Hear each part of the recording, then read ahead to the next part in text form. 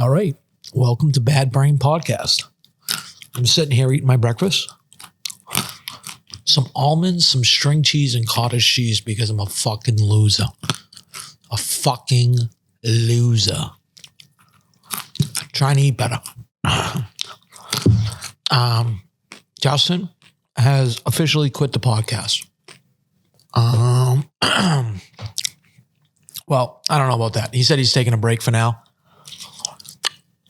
You're going to have to deal with me eating for the first 5 minutes, Fitzy. Just deal with it. It's happening. Nothing you can do about it. Justin has left the podcast.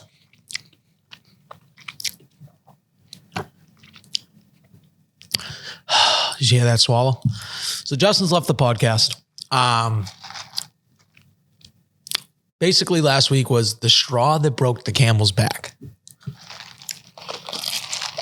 I told him I thought it was a vanilla part of the episode. I don't think he appreciated Nico's attitude whatsoever. Just completely dismissing everything about his sicknesses.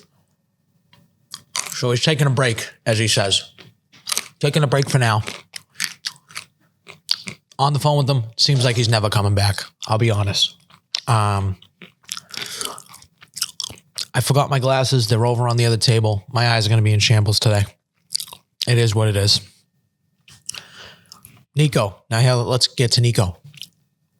Nico text me. 10:30 tomorrow? Yeah, 10:30. Called him twice, hasn't answered. It's just me. So now you're going to have to listen to my fucking retard ass talk all day. Now, how long can I do on this thing? I don't know. We're going to see. We're going to see where it goes. Maybe I'll make a few phone calls. Maybe I won't. But addressing the Justin thing, I feel like that's the big news. People are going to be like, what the fuck's going on? You just got me right now. Justin took exception to the fact that he thinks that people think that he complains a lot. Now, I'm not dealing with what he's dealing with. I'm probably dealing with it worse. People don't like complainers. So even if you're complaining like a little bit, it's going to feel like a lot because people don't like to listen to complaints. Just natural for some people. Now, Nico can't hide anything. He doesn't have a poker face. So Justin felt he was extremely serious and that he thinks that Justin's a pussy. Which I do think that Nico thinks that. But who cares? That's my motto. What do you care what Nico thinks of you? Nico don't give a fuck if Justin thinks that he comes too quick. Nico don't care that Justin thinks that. You just got to live your life, dude. That's my motto. Live your life. And who cares? These two talk so much shit about me behind my back. I can guarantee that. I don't give two fucking shits. I'm still showing up here. I'll be the only one on this fucking podcast till I'm 75. I know that. Okay. Writing's already on the wall, buddy. Nico's not showing up for podcasts. Justin's being a cunt. I mean, it is what it is. We all know Justin's been a cunt for fucking 3 years. We've said it every single episode on this podcast. That's his MO. I don't know why maybe because he's dealing with more sickness. He just had the surgery. He can't eat so much. I get fucking real cranky when I can't eat. So maybe that's what it is. Maybe he's just super cranky and he'll be back in 2 weeks. Now, there's also this thing like Justin's quit. He's left. Let's say by the stroke of some fucking Powerball. Now, here's the only thing. Justin's got the worst luck in the world. So this is a possibility. Justin, it's a known fact. Mush, worst luck in the world. Imagine if by some stroke of luck or something, we just fucking exploded in the fucking 4 weeks. That would be fucking great. Just to see Justin in like somewhat of a torture chamber. It's not happening, but the only reason why it might happen is because Justin has such bad luck. So that, it does tickle my dick a little bit thinking about that. But yeah, that's pretty much the state of the podcast. It's just me right now. Nico, we can't rely on Nico. I think that's been established. I think that's kind of part of the sticking point there with Justin is like Nico says he's going to do shit and he doesn't do shit. But why do you got to expect it? That's my thing. Like, what do you expect from people? Like, he's just not going to do it. He's great on the show. He's fun. He adds an element. He knows fucking sports, right? But you don't have to expect him to do extra shit. At the end of the day, it's supposed to be fun. Now, granted, it does get aggravating. Justin's a control freak. So if you cross the street the wrong way with Justin, you're going to ruin his whole fucking day. So Justin, I think, has slowly felt like he's losing control. So he's just taking a step back. Nico is retarded, though, at the same point. So we can say both these things. That Nico's retarded. He loses his temper at weird shit. Some guy basically saved his fucking life, and gave him all this money, and then he trashes his fucking business online 3 years later and then doesn't even see what he did wrong. He's retarded. He has no common sense. Doesn't make any sense in the world. But that's Nico. That's why we love him. Simpleton. Simple guy. He's just fucking moving at the seat of his pants, doing whatever the fuck he wants to do. That's why we love Justin. Justin is a control freak. He does complain a lot. No one can say that, like, say it right to his face. I do think he complains a lot. But who cares? What does he care what I think? Just because he complains a lot, it is what it is. Doesn't bother me. I laugh about it. I think everything's funny. So I think it's like Justin legitimately might be the funniest person in the world. He just doesn't know it. Like some of the stuff that he does, like coming on this podcast wearing a fake restaurant shirt that he just made, was one of the funniest things in the world. He has an imaginary restaurant and he just put it on the thing and he called it storyboard. And like, that's funny to me. So Justin is like a character in his own right. So Nico is, he's also funny. I mean, he's coming quick. He falls in love with these girls in like a fucking week. He's defending rape with the fucking clear liberal girl in the middle of Boston. I mean, on one of your first dates, you're defending like rape. I don't get it. I mean, he gets himself in these pickles, Nico. So I don't know. I don't know whose side you guys are on. I feel like I'm in the middle. I feel like Justin's not mad at me. That's what he said anyways, but he's probably talking shit behind my back, knowing him. It is what it is. So you're going to get this. Just woke up. My bad. Want to push it to like 11:25 or 11:15 question mark. That's Nico. So Nico might be coming to the podcast. This is great.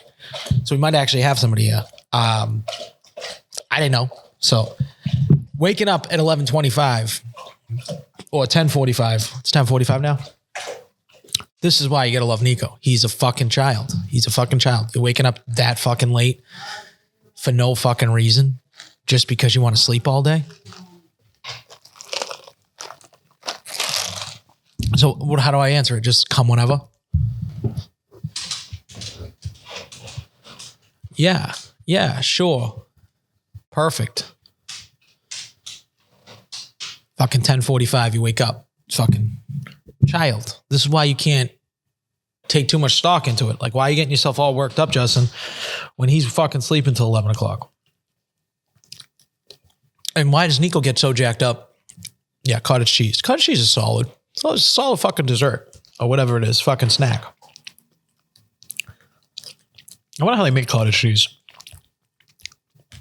But I don't know why Nico gets all jacked up about Justin. Like, Justin's a fucking control freak. Granted, Justin did put up those t-shirts and he got me fucking, he got me real jacked up. So sometimes we all lose our control. I guess that's the thing. Justin has reached a breaking point. So I don't think he'll ever be on this podcast again. Maybe he'll come on as a guest. I just feel that's just the feeling I have. He hates Nico so bad. That's what I feel like. Just hates Nico. And I probably shouldn't even be saying that because I don't think that's true either. I think they love each other. They're just getting on each other's nerves. So now you got me eating cottage cheese on a podcast. Now, would people say this is a good podcast? No, absolutely not. This hasn't been a good podcast in fucking 3 years. We haven't had one good fucking podcast episode. Let's be honest. Now, what do I want to get to? I mean, if Nico's coming, I'm going to save some topics that I was thinking about for him because I feel like he would be interested in them too. So, but that's basically the gist of the fucking state of the podcast. Maybe when Nico gets here, we'll get a little vibe from him. Like, Justin wishes you died. Like, that's probably what I'm doing. Probably, like, this is all I do is stoke fires. So I'm the worst at this because these two I see when they're arguing and they're like on each other's nerves. I just try to stoke the fire. I mean, that's life. That's just me in general. So I've always said this, I'd love for them to get into a fist fight on camera. Who do I think would win? I think it's Nico, honestly. I don't know if I've ever seen Justin in a fight, personally. But that, I'm not saying he hasn't been in a fight. I just don't know if I've been in the room. Besides like me and him, like fucking wrestling when we were younger. Nico did put him in a fucking ankle lock. We did a little wrestling like UFC match once in the backyard. That's why Justin's hips and ankles are all fucked up. It's because Nico put him in this fucking ankle lock that I think he's still crying about. So I think I'm going to take Nico because I think Justin's body's not there, dude. He's complaining about the hips and the back and, you know, maybe who would be more likely to like hit someone with a foreign object? I'd say Justin. I think Justin would know like, okay, let me hit this kid with a bat first. I think Justin would yell more. But Nico has an overconfidence too. If you saw him and Mark Lewis shadow boxing at Easter, it was bad. It was bad shadow boxing. So I honestly don't know. I know Nico thinks like, oh, you know, one of his big life things is that he got into a ring at Rough and Rowdy. And I knew it's one of those things like stand-up comedy, boxing. You got to give people credit for like putting themselves out there and fucking doing it. And I actually thought he did look pretty good. Nico is quick. He's athletic. He's fat. Yes, obviously. Me too. So I don't know who would win. And no, I'd say in a sanctioned bout, 1,000% Nico's winning. In an unsanctioned bout, I don't know. Justin could be a wild card. You know, he could fucking pull shit out of his ass, throw it off Nico's face, and then do something crazy. Maybe just do something with the gird. Maybe throw up. But did I think it was crazy? Going back to it. When Justin said his acid reflux settled into his hips. His acid reflux, which everyone has in the world. Now, granted, he has a more extreme version. Now, he's going to say, I don't have acid reflux. We get it.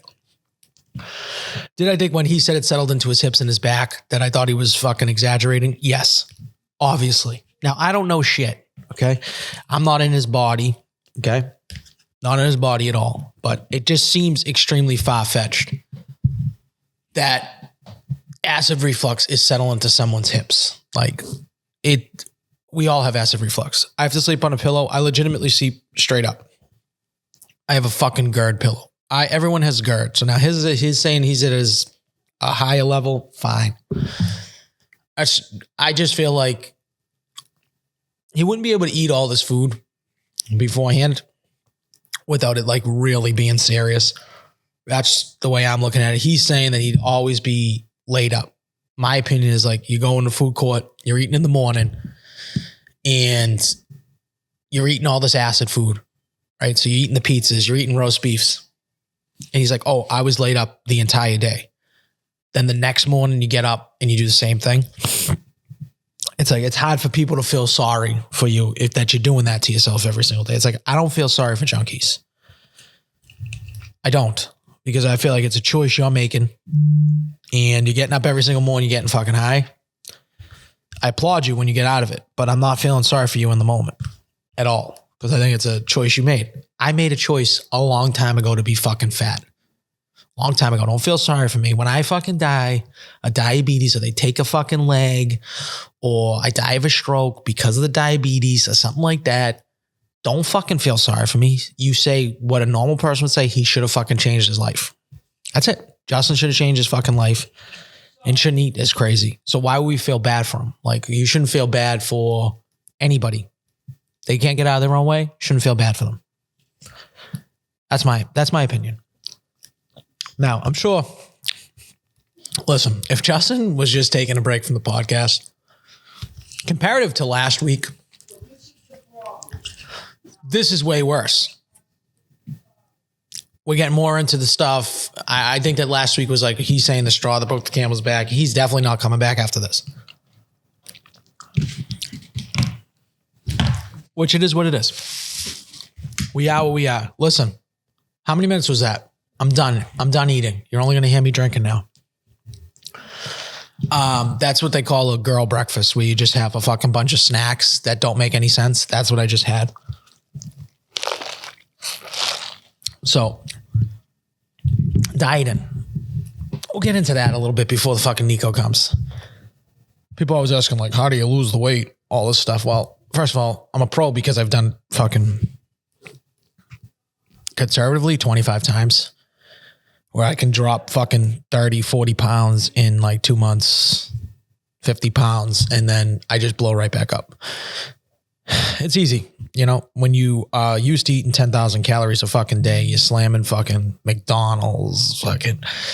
I'll tell you one thing. I had these freeze-dried Jolly Rancher things. First of all, there's this guy that I'm friends with, buddy, and this guy, he's a heavier gentleman. Okay, let's put it that way. He's fat. Okay, he's fat, and but he eats like, he doesn't eat that crazy. Like when I see him, he doesn't eat that crazy. Like he's eating salads with chicken and all this stuff, but he fucking pounds candy, like an absurd amount of candy. And he's always got these fucking freeze-dried this. He got all candy all the time, 24/7. And he refuses to drink diet soda and pound soda. So he's definitely got a sugar problem. I don't care what anyone says. This kid pounds more sugar than anybody. Went to the Red Sox game the other day. He had fucking 3 Dell's lemonade slushes, which, by the way, I'll tell you what, Fenway Park, they could charge whatever they want to charge right now. The prices are ridiculous. They had the best chicken tender I've ever had in my entire fucking life. That chicken tender came out. I don't know if I just got this thing right off the fry later. Little matinee game, 135 game. That thing came out. I got one for my kid and I was like, oh, here, take this, whatever. We got like hot dogs, the whole night, right? I took a chicken tender. I'm like, wow, those look really good. Let me try one. It's the best chicken tender I've ever had. Best chicken tender I've ever had. And I'm mad I didn't get more. Where was I going with that? Oh, okay. I had a freeze-dried Jolly Rancher. That's where I'm going. This guy loves fucking sweets. Freeze-dried Jolly Rancher might have changed my life. It was about that week where I'm like, I really need to like rein it in a little bit. I'm getting too crazy with the sweets. I don't even know where I started with that. This is what happens, you know? Oh, dieting. Perfect. How do you do it? Listen, it's easy. This is what you do.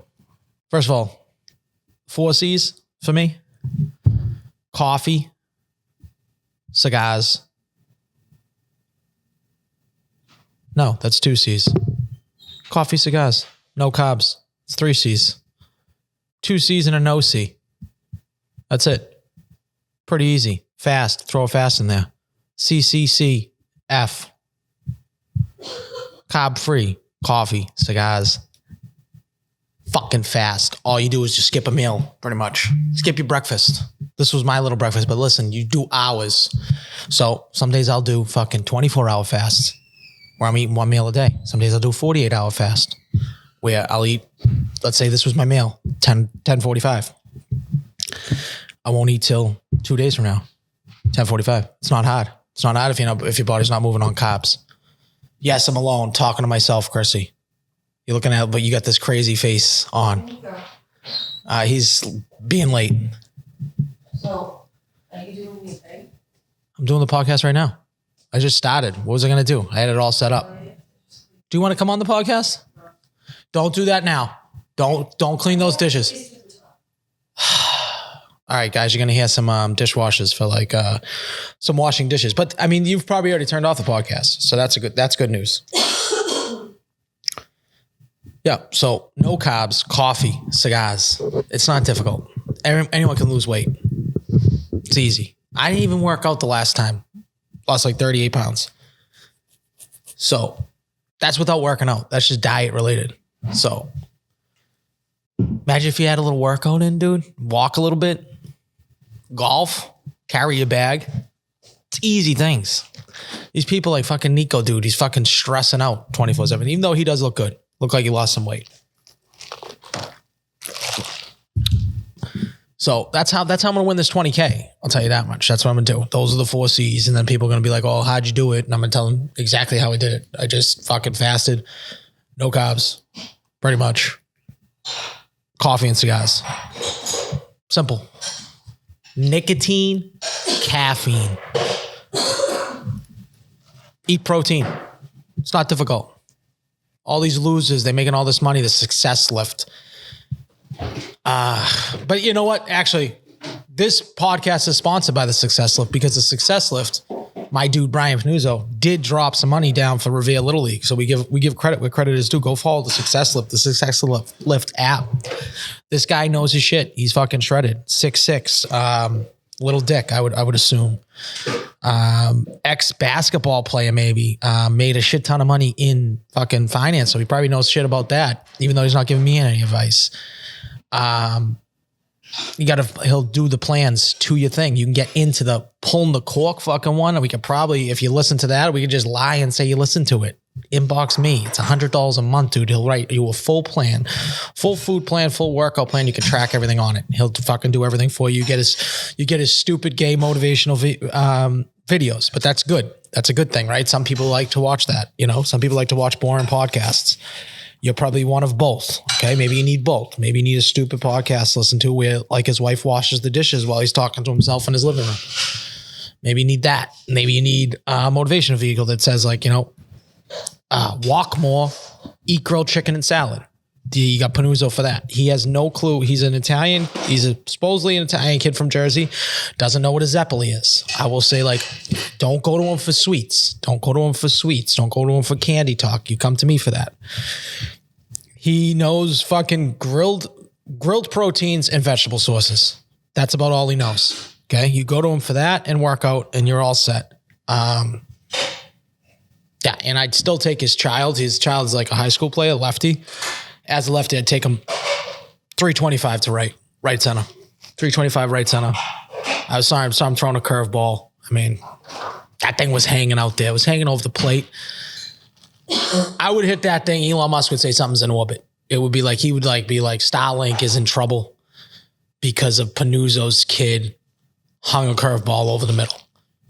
That's what would happen.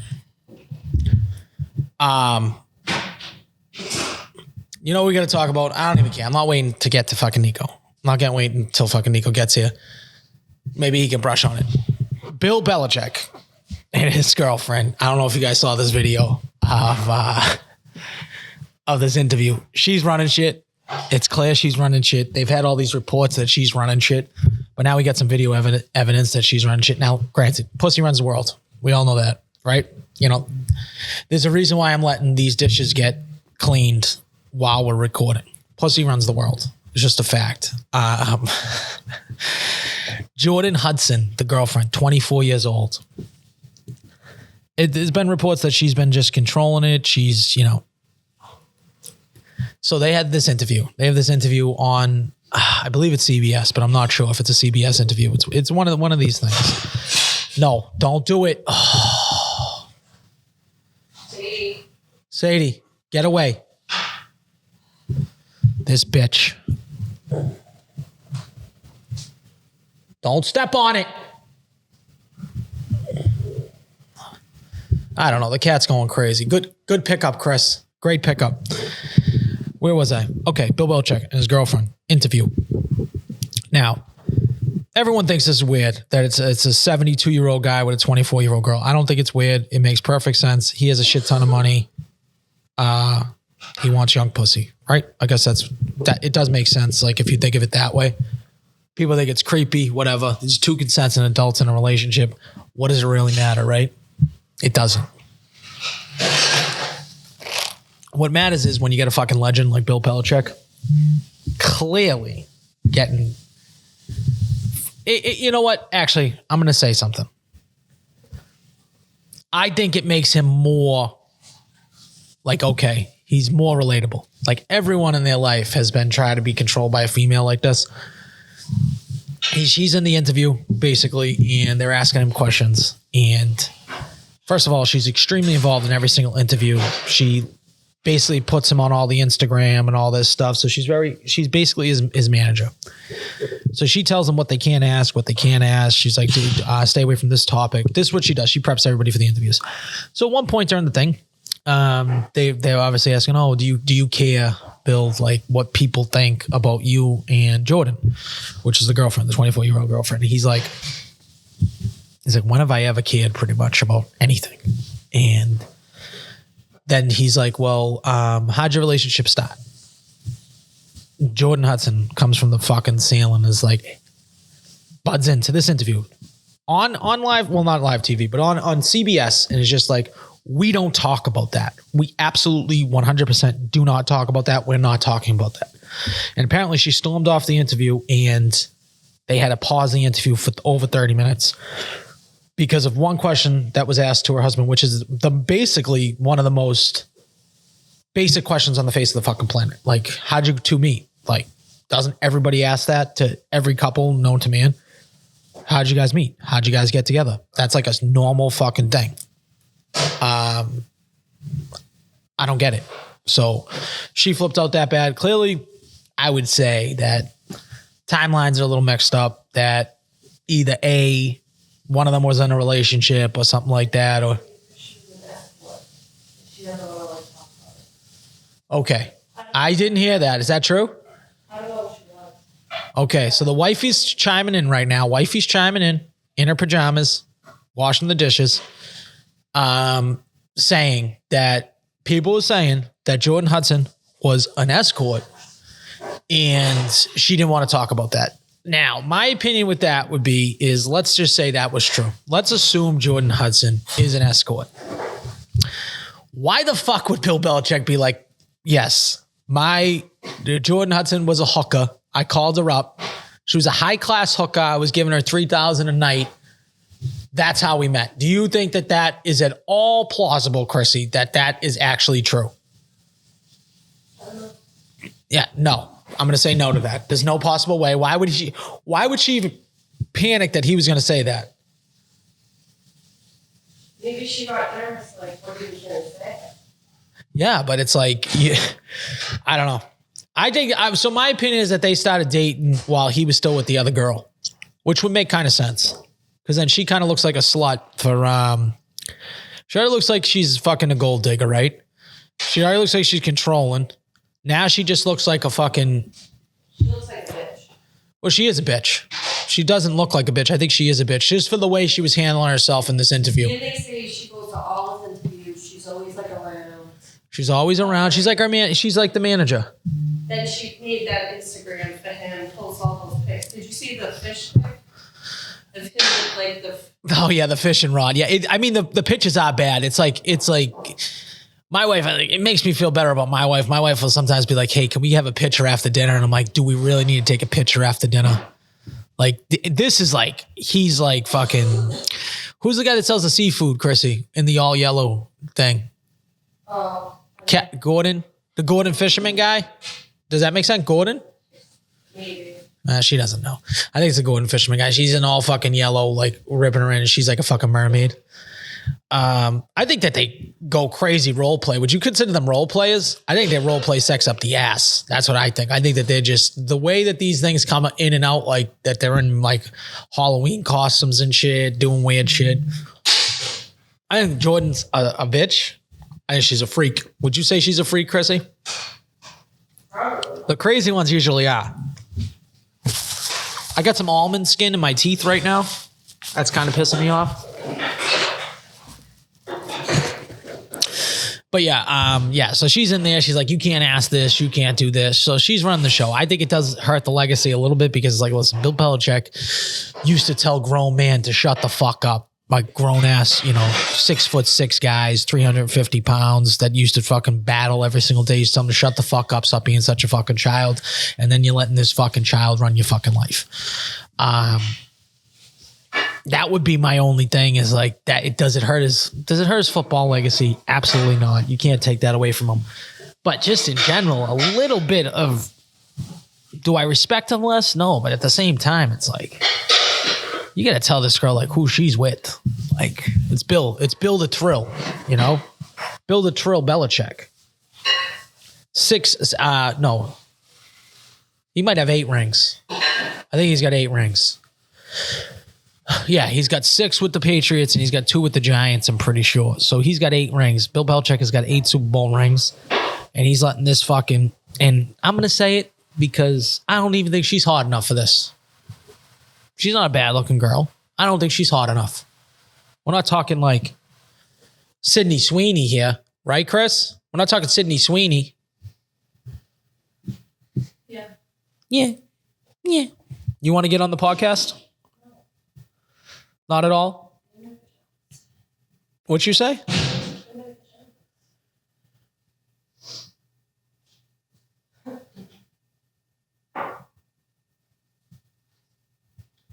See, this is the only problem when you get a fucking email and a text and there's no one here to fill the dead air.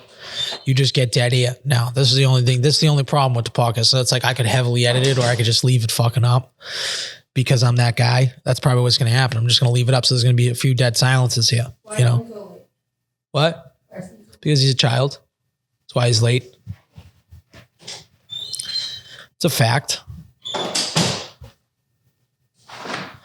Celtics, by the way. I went to the Celtics game last week too. I don't remember if we talked to that I was going to it or not. We might have, right? Because last week, yeah. Okay. Wake me up when the fucking Eastern Conference Finals start. Like, just wake me up when that happens because there is no fucking chance any team's beating them. Let's get to like the Cavs game. Most likely I have to play the Cavs. Wake me up when that happens. It's just so fucking boring watching them. Like, okay, yeah, the Magic, they're keeping it within 2, and then we're up fucking 10. It's it's just I don't want to say that it's I think that they're so good that it's boring. It's boring how good they are. And people are like, oh, I hate that they shoot the 3. It's just like, listen, that's the NBA nowadays. The NBA nowadays it's exactly how everyone's playing. Like, you kind of got to go. If you look at the shot chart, I don't know if we've mentioned this before. If you look at the shot chart from the 2000s to what it is now, they have like all the red dots of where all the shots, like the average shots were made or attempted in the NBA. So in the decade of like 2000 to 2010, it was a bunch of mid-range shots, like all the reds in the middle, not as many threes. Now it's like the entire red is around the 3-pointer. It's the game in general. Now we set the most thing for threes. Why would we get away from our success? Like, we're a very good shooting team. You got Peyton Pritchard, the 6 man. Like, I get it. Like, it's not how we used to watch basketball. Get it down low, triangle offense, pound it down to like Shaq, and Shaq's going to do some stuff. The big man's dead. The big man, as we know it, is dead, okay? Like, even Nikola Jokic, whatever, how the fuck you say his name, Jokic, right? He's fucking shooting threes. He's a 20-20-20 guy, which is insane. 20 assists, 20 fucking rebounds, 20 points. It's fucking stupid numbers, video game numbers. The whole game shifted. So the whole game shifted. You got to shift with it. It's like, I get it. It is what it is. Before, guess what? People used to complain that all they used to do was pass in the NFL. That all they used to do was run in the NFL. Then when they started to pass a lot, so like Brady Manning and a little bit later, all they do is pass now. The running back's dead. So it's like, yeah, okay. The running back's dead. So let's not pay a big time running back. Usually it doesn't work out. You gotta move with the game. So we're not gonna be panicking over winning basketball. And yes, you live by the 3, you die by the 3. Good news for us is we usually win by the 3.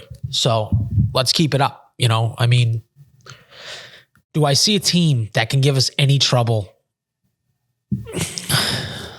Maybe the Cavs. That's it. The Bucks just, what's his name? Lillard got hurt. They're down anyways. So let's look. The Bucks are down 1-3. They're not beating the Pacers. Pacers going to win that, right? Oh, I'm so happy. Fucking LeBron's such a bitch. Hold on. Let me look at this one. Yeah. Okay. So yeah, next week's going to be round 2. But if you look, listen, I'm the biggest LeBron hater on the planet. I know that, but I do also know, like, if you're a fan and you have eyes, you have to, like, my dude, Mel Moneyline, loves LeBron, loves the Lakers. Go follow at Mel Moneyline. Very good follow. Character in his own right. I got to get him on the podcast. We got to get Mel Moneyline on the podcast. You guys would love Mel Moneyline. People know who Mel Moneyline is, but he loves the Lakers. He loves the Cowboys. He's kind of like one of those front running losers, but he has forever. How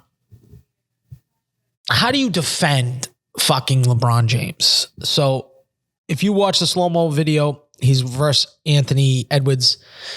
He just doesn't try on defense. He has these spurts where he's so fucking good. Now, I don't know if he's trying to rest or whatever.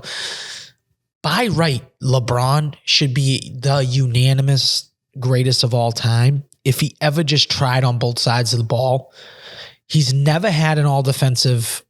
People are like, oh yeah, because he has a block every once fucking 10 games where he comes from behind and blocks it, that they think he plays good defense.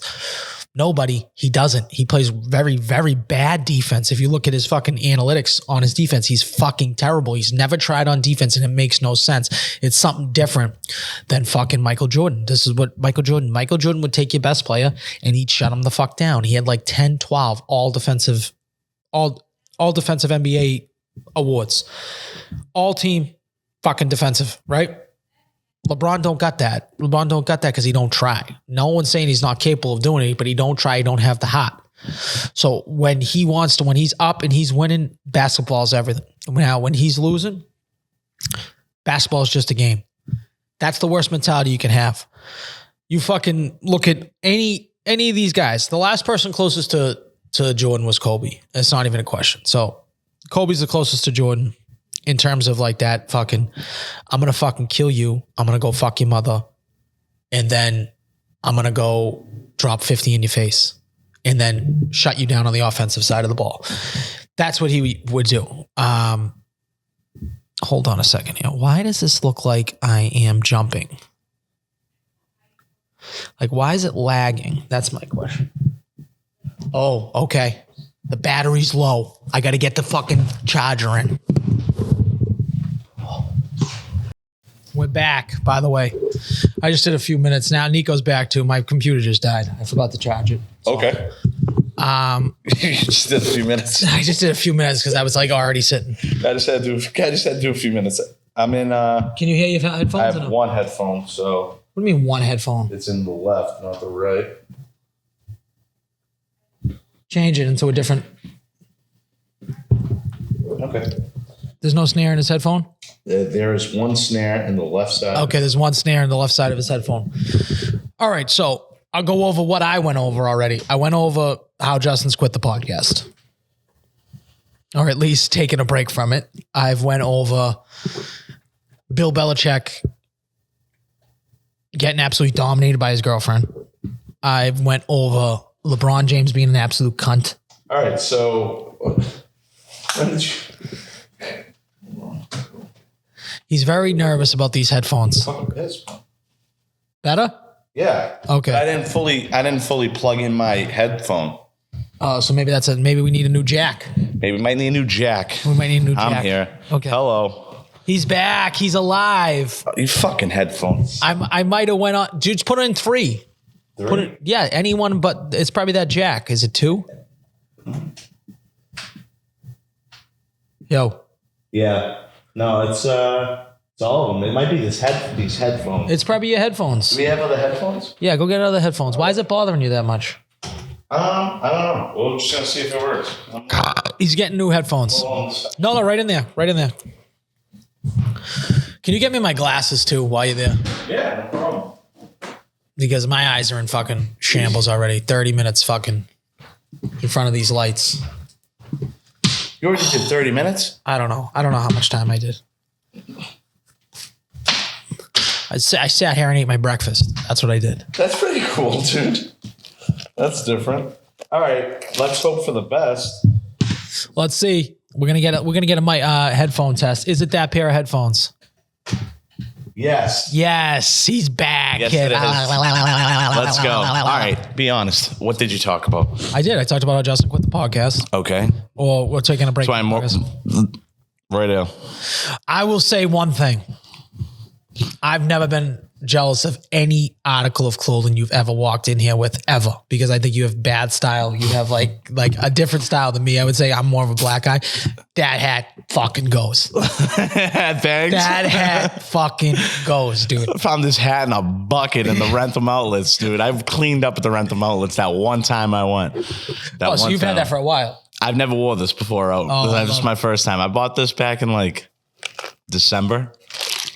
Yeah. December. All right. Nice. Yeah. Rent them outlets. Yeah. They were like, it was like 2 for $15.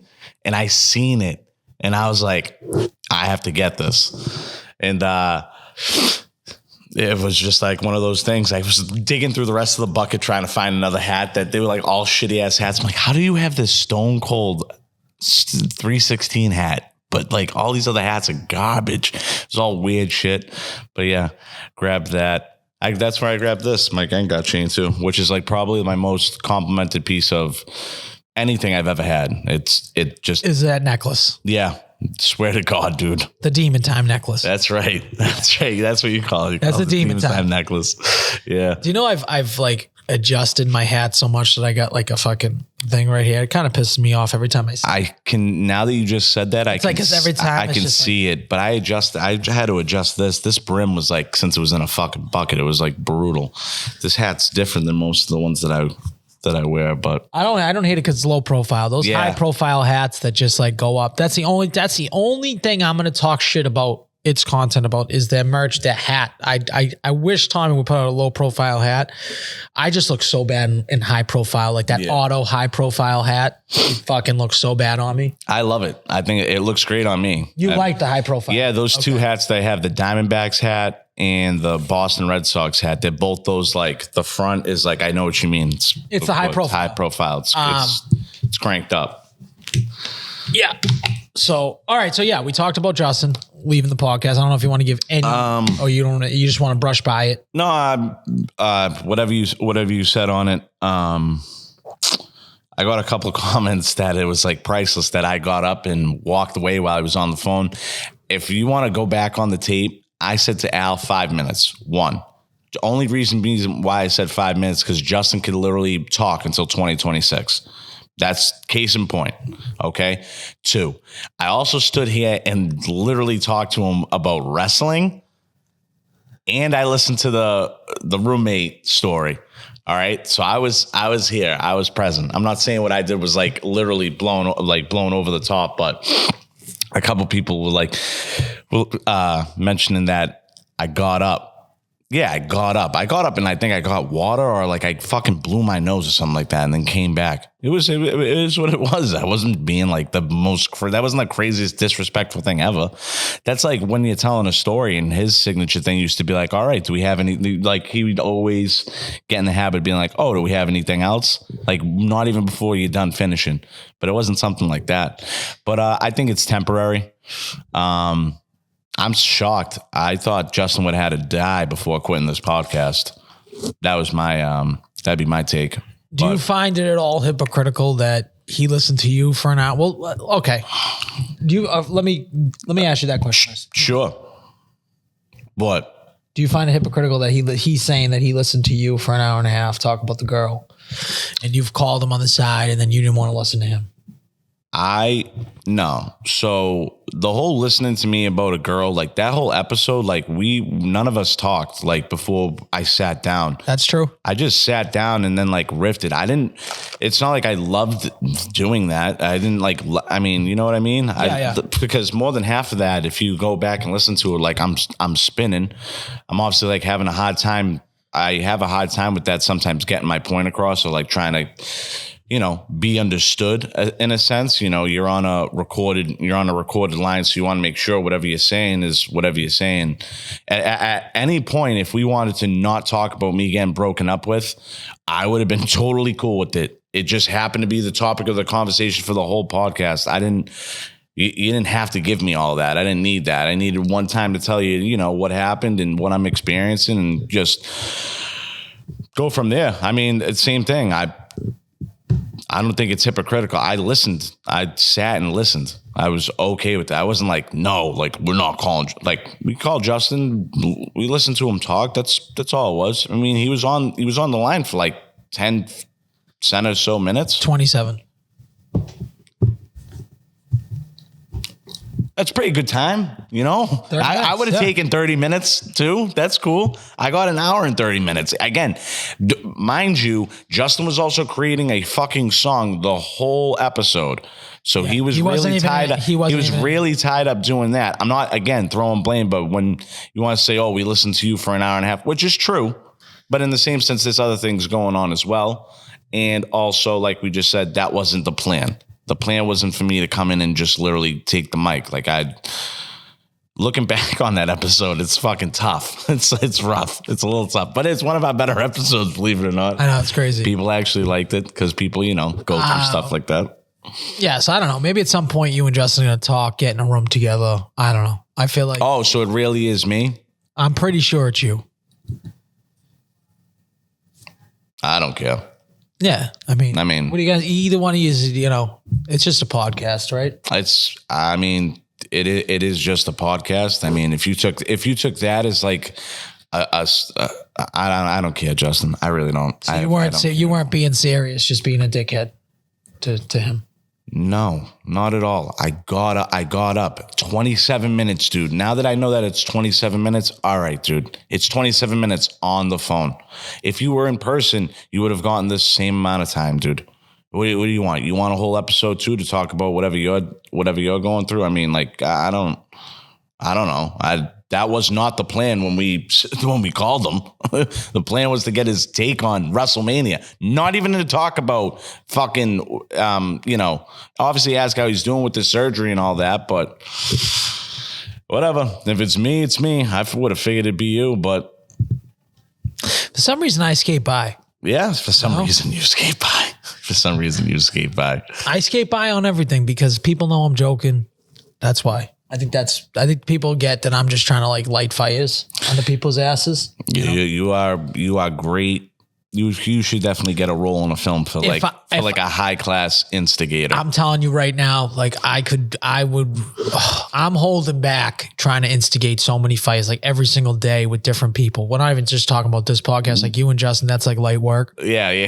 I'm holding I'm holding back, dude. Like you take that. I could be the Joker if I wanted to be the Joker.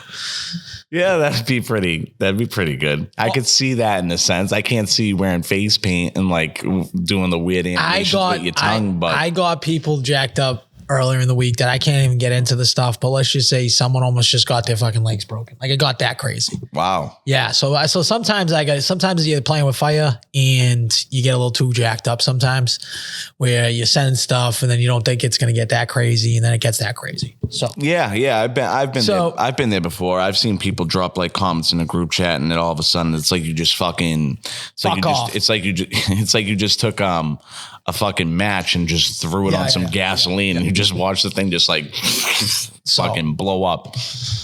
But yeah. All right. So you're not talking really about the whole Justin thing, even though he fucking hates you now and all that stuff. I do not care. No, not really. It doesn't really affect me that much because I don't think it's a forever thing. Again, I do think that time heals all wounds. Right. I do take that in a little bit. I did also say in the podcast, I don't think he's ever coming back on the podcast. Like just from the vibe I got, I talked to him last night for about 20 minutes. The first time I talked to him because he didn't answer my call a couple nights ago. So I was like, oh, maybe he is mad at me. But I think he is probably mad at me too. I just don't think he says it to my face. I think that he talks shit about everybody behind our backs, just like I think you do too. So It is what it is. I don't have to do it. I don't have to do it behind no one's back. That's what I clarify as talking shit. Talking shit is what you would say not in front of another person. Yes. If you wouldn't say these things in front of another person, that is not talking shit. Now, if they don't happen to be in the room, again, that's still not talking shit. It's like if you think somebody's an asshole and I see them and I'm like, oh, what's up? I think you're an asshole. Or if I told you, hey, I think X and X is an asshole. Yeah, so that gives you free reign to call him an asshole whenever you want. Yeah, well, yeah, because you've already told him. That's what, yeah, and you're standing on that. So, I've talked to Justin multiple times. I've talked to them. We've had conversations of, things that have bothered me the most when it comes to my brother. Yep. Et cetera. Like that's just like that was just like a reoccurring thing like that I even had to put down, dude. I told Al that I didn't want to do this podcast a couple of times just because of I can't sit directly right next to somebody where I know like the intentions like aren't true and aren't pure. And they are like half-assed and they are kind of fake and they're shady. I don't like that. That makes no sense, especially when you're talking about family, bro. Like if you were talking about Joe Schmo or like your boy that like I have no connection with, right? Gung ho, brother, but you got my brother involved, so it's a little different.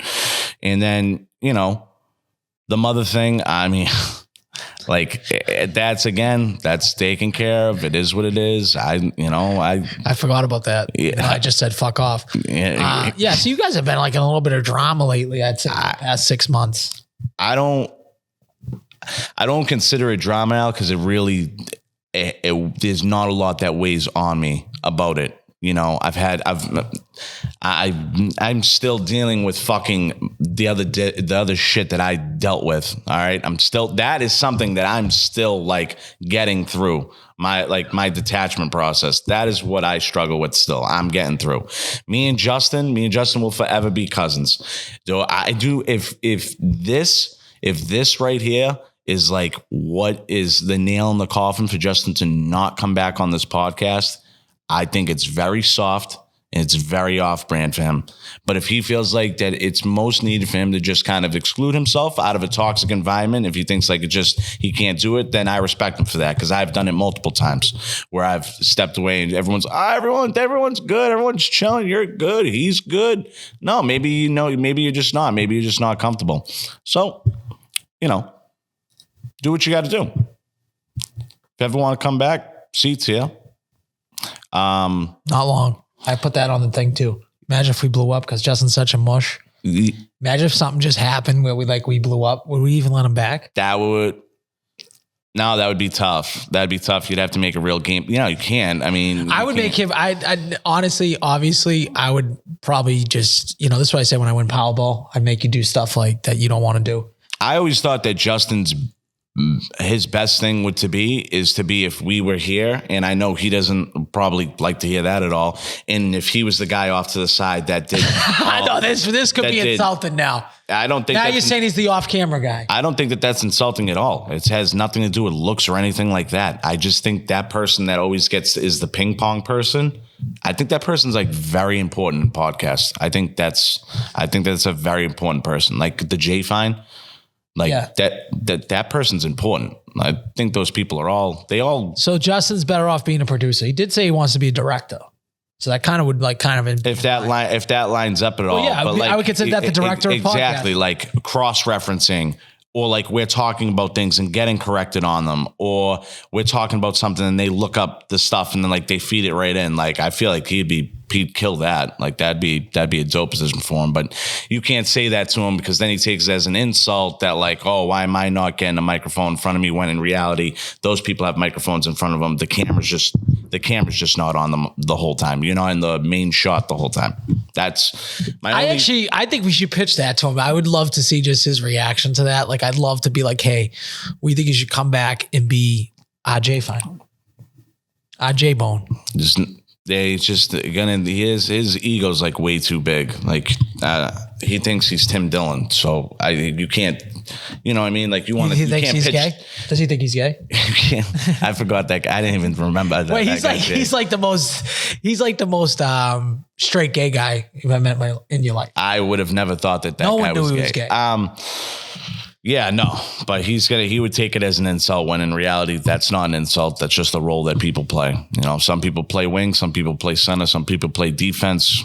It is what it is. Did I ever say that probably like a couple months ago, my gay friend was like, have you ever heard of Tim Dillon? I'm like, you've never heard Tim Dillon? I'm like, I thought all you homos knew who Tim Dillon was. Like, how don't you know who Tim Dillon is? Me? No, I'm talking about the gay friend. Oh, I mean, I don't know. A gay Republican pretty much doesn't know who a gay Republican podcaster is. That to me is crazy. That's life. That's nuts. I mean, you just don't know what's going on. You're just in like different circles, I guess. That you just in, I mean, you're just in two totally different realms. It's like, does he even like comedy? Does he even like podcasts? I don't know. It's like Tim Dillon's like the man, dude. That guy seemed hilarious. That thing that I posted about like the parents and all that.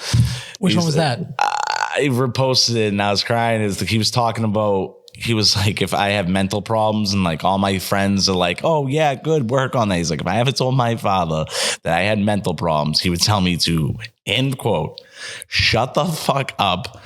You and your mother have ruined my life. This house is disgusting. And like he went on this rant for like 60 seconds and I just started dying laughing. I'm like, dude, that's so true. That's so true. I was talking to another person about, you know, X, Y, and Z. This person was talking to me about stuff that they were doing outside. I think our generation, my generation, is like from you. I think it's trouble, bro. I really do. I think like this generation lacks so many things, man. Like, when you say this generation, I mean, like I feel like from how old? You talking about my son? How old are you? No. I am 37 years old. Okay. So why don't we dial it to like 33 to like. So Marco's age. Sure. Perfect. Marco's age all the way down. Let's dial it to like 42. No, down. Well, let's dial it down to like 25. Sure. Let's just throw it there. 25 to 35. Those people in that range right there. I think like we're dropping the ball on a lot of things. Social media has a huge problem to do with that. Communication. I just think how people communicate. I think understanding other people. I think a lot of people got like all that, like all razzle dazzled. I think they got it all fucked up. I think people have no idea what they want. And it's tough out here for a pimp. It's hot out here. So I think you got to clarify because you're kind of talking in vague terms right now. 25 to, first of all, if you go in radio years, it's always 25 to 34. That's how they do the ratings. So let's go 25 to 34. That age range I usually count as the same. Why do they do that? I don't know. And then they go 35 to 50. 40. Oh. Yeah, and then it's 50 plus. I'm pretty sure that's how it goes. So 49, okay. 35 to 49, that might make sense. Okay. So 25 to 34. Yeah.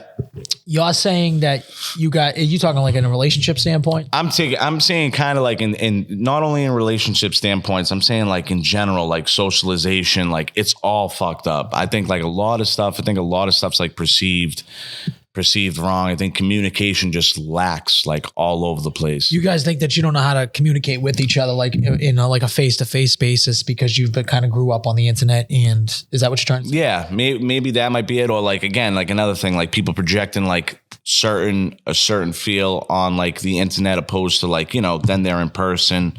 It might be just a little bit different like that. It might have been kind of like the evolution of like social media in its own, like, you know, what's so put out there. So they're portraying one person on the internet, and then when you get them in person, you're like, wow, this person is nothing like how they are online. It could be right. It could be one way or another. It could be like, wow, this person's actually like really cool and like nothing like I thought they would be because of, again, what I'm looking at and what I'm seeing or what I'm hearing, opposed to, you know, meeting that person in person.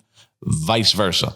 Could be the complete opposite. Could be like, wow, this person is, you know, they got this going on, they got that going on. But then when you meet them, you're like, that's not the vibe that I got. Yeah, and I just think that there's other factors, you know, especially. Are you talking about like people that play characters? Or are you just talking like? No. I'm talking like just real life. Just talking like real life. Not people. like Not real like okay. Has to do anything with like content creators, influencers, none of that. Yeah. Talking about just Jimmy's and Joe's, Jill's and Joe's, Jacks and Jill's. Jacks and Jill's. That's it. I feel like Jacks and Jill's get hooked on pills. You know what I mean? So they get hooked on pills, and that's what happens to Jacks and Jill's. Yeah. So I just think that has I think it just has a very, very heavy like weight in that range. I think a lot of people don't know what they want. I don't think a lot of people have it figured out, which is fine. And Like, you're obviously including yourself in that. absolutely. Okay. This is you talking about yourself. Yeah, I can your definitely put myself in this conversation. Would you put Yeah, your you sister could and your absolutely brother? put. Yeah, yeah, All 3 years. yeah. Why? Yeah, we all Basically, fit, your whole clan. we all fit the realm. Yeah. man, we We're all all fit in the the age we all fit the bracket. realm. You know, Skylar just made the cut. Marco gonna say just 25. Marco just made the cut, and I'm in the middle once again. Yeah, man. I mean, it is what it is. I don't know if it'll ever change. I think it makes things in life that are supposed to be easier harder. I don't know. I think that this is this is what I'm going to say. I don't think any generation has it figured out. No, we talked about that. That Me and you everyone talked thinks about that they do have it figured out, but I think that your generation might be more apt to admit it, maybe that they don't have it figured out. Right. Well, would you say that they're more apt to say that they don't, or like more to say that they think, or more to portray that they think they do, and then that they actually don't? Like they actually don't know what they're doing. They don't actually know like what they want to do and, you know, where they're going with it. I'm under the thing that there are very few people on this earth that know what they want to do, are happy with what they're doing. That's another huge part. I just think it's so small in the world. Like, do I want to be fucking slinging pasta left and right? No. Do I want to become a fucking? Is that what I thought? Like, is that honestly what you know? No. Right. Like if you would say, do I want to go fucking, take over the whole entire pasta up and down the East Coast to the fucking country? No, I don't want to do that. Is that going to happen? Probably not. Let's be honest. I want to retire early. That's my only motto. I just want to play golf. I'd like to be 43 to 45. Wow. That would be my goal. That's a 10-year goal. That's a really crazy goal though. It's like it's too hard.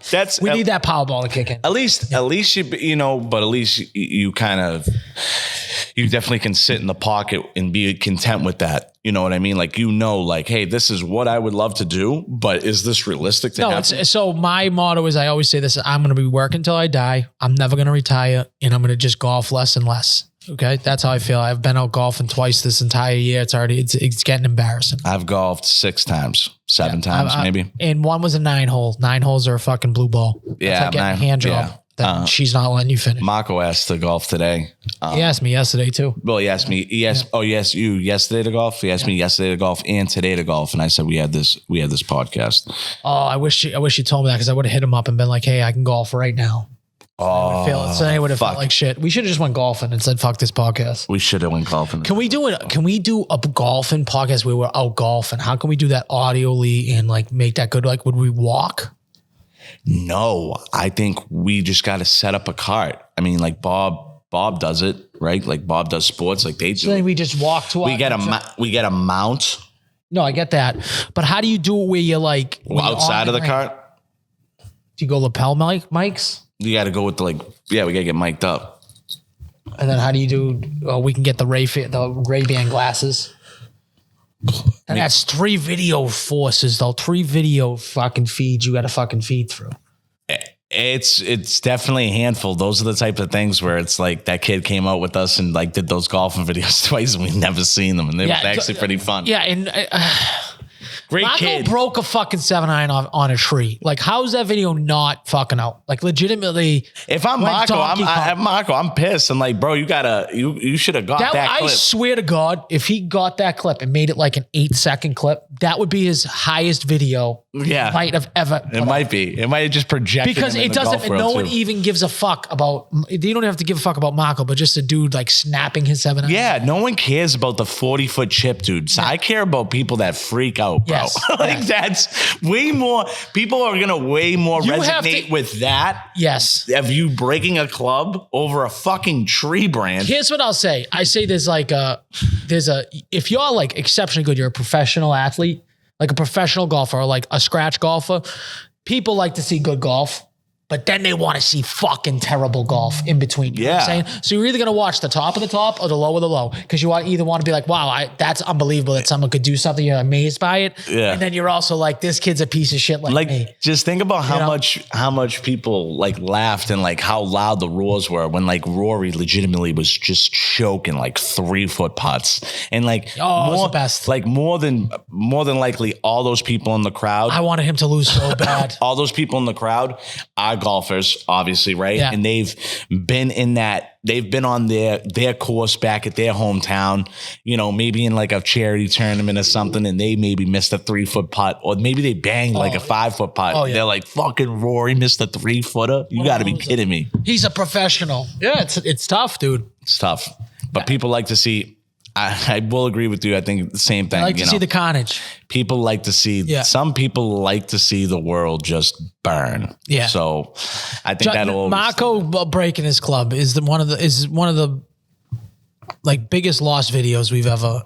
Oh, it's absolutely on lost. This podcast, anyway. It's absolutely a lost archive. What a shame. Because you don't know if you're ever going to get that again, Yeah. So no, it's true.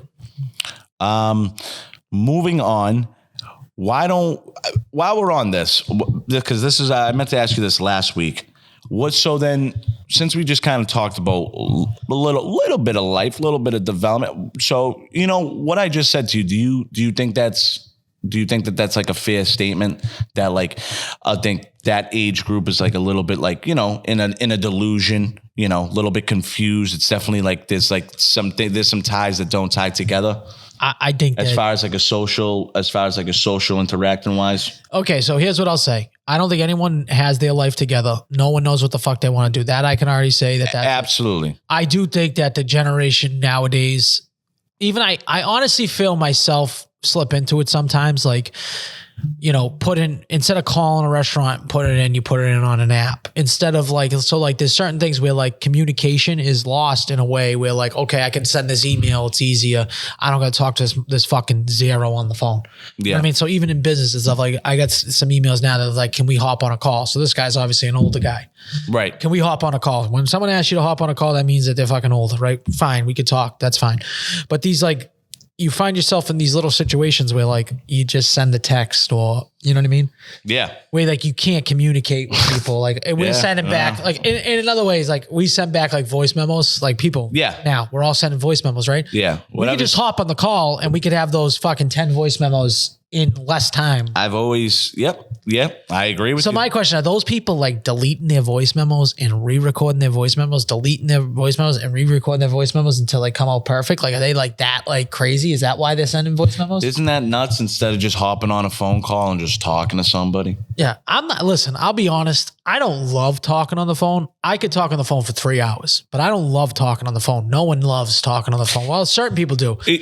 Certain people definitely do. That's not the point though of like being on the phone for a duration of time. Yeah. It's using that as like a direct, because it's the same thing like with texting and all that going back and forth. You can get lost so much can get lost.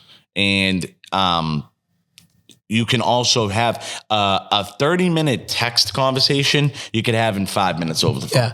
Well, I got a buddy that I talk on the phone with for like probably 2 hours a day. That's cool. Like it's like 30 minutes here, 30 minutes here, 30 minutes here, 30 minutes here. It's like insane. Like this guy loves talking on the phone. Obviously, he's like 10 years older. Yeah. So it's like he just loves talking on the phone. But if we were like texting, it would be like forever. It'd be like fucking. It'd be all day. It'd be all day. It'd be all day into the night. But the point is that I do think that communication's lost with the younger generation. That's clear. Yeah. If you were to ask someone like fucking Joe from Gloucester, he's like, you guys are all fucking homos, is what he likes to say. He likes to call people homos, and the hot F word. He loves to call people that, and he's just like, this generation's soft. You got gaming chairs. You talk on fucking party mode on whatever, Call of Duty. Video games. Yeah. Dude, that's another thing that's just, I don't know. It's just a different beast, Listen, I don't know if like I gotta take some woman into a classroom and I gotta sit you down and I gotta teach you some game on no pun intended. Dudes dudes that game. Got no game. All it is it's a hobby. You know, it depends depends on the certain amount of time that, you know, this person is putting towards it, as long as it's not affecting like outside things of their life. You know, they're not calling out of work to play and all that. It's just the boys, just, you know, it's just socialization. The boys, that's all it boys. is. It's a social exercise. You know, if my best friend that lives in Florida, if he happens to be like around and like say, hey, anybody on Xbox, and like I'm off and I can get on, like, yeah, I'm gonna hop on. It's just like us hanging out. That's all it is. You know what I mean? I don't think that, you know, it should looked at as being like childish, and I don't think it should looked at as being like a wasted of time. I don't think that's true at all. You know, like say if you have a book club, or, you know, you have other clubs that you go to, you know, you have a girls' night or whatever it might be, like, it's just, for me, it's more of like it's like a getaway. It's an escape. I'm going through all the same stuff. Like, I'm talking to my friends, we're just chopping it up, and like you're just playing something that you always knew that you did, like as a kid growing up. I don't see like the biggest issue in the world on it. Like, I think that's very misunderstood as well. That's just something that this generation of that frame of people, you know, we grew up on, and some people still do it, some people don't do it. I don't think you're less of a person if you do, or less of a person, or more of a person if you don't. You know what I mean? Like, oh, I don't play video games anymore. Like, okay, Hank, like that's you lost a love for it, and that's not something you like to do. Am I Hank? Yeah, like that's something I like to do. I don't know how much longer I will do it, but You probably do it forever.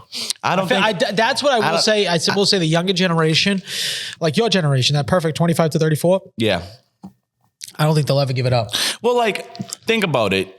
I have a kid, say, somewhere down the road, you know, just like fucking Bones. Like, if my wife's out at work and the baby's sleeping, why can't you play? Why is it so exactly? Yeah, instead of watching a movie for 2 hours, if I game for 2 hours, you can watch porn for 2 hours too. You could watch porn for 2 hours. Yeah. That's way too long, but that's neither here nor there. Depraved. And what's the difference? No, what's the difference? There isn't a difference. Now, if dinner was supposed to be ready, if somebody was expecting dinner to be ready on the table, right? And they come through the door and you're sitting there like, that is now where it becomes a problem. Yeah, I think that's with anything, any hobby. That's like that, right? Again, that's with any hobby. If it's your kid's birthday and you're out golfing, you come home hammered, you know, that becomes a problem. Yeah. It's right? the same. It's the same. You're exactly right. Exactly. It doesn't have to just be video games. Exact. Could be golf. Could be guys playing darts, bowling, what have you.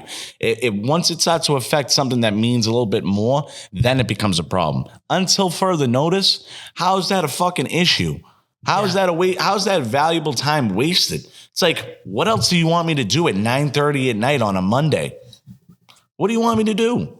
You know what I mean? I know, I guess. I don't know. I just, Joe from Gloucester is probably watching fucking Bravo TV with his wife. I would rather not. Yep. I would rather not do that, Al. Yeah. I would rather not do that. Football season, I'm probably on the game a little bit less. Sundays, I'm watching football. I'm not the only man. We're not the only men that do that. You know. Speaking of video games, actually, yeah. Yeah, hold on. I'll chop it up by myself for a second. I wanted to talk. So when he comes back, when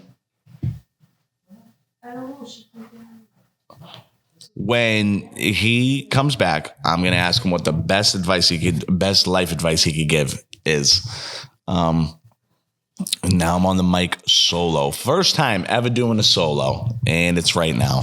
And it's over. Thank God. Because I didn't have much. You didn't have much at all? I had a little bit, but not a lot. I had that. My wife was just stuck. The cat,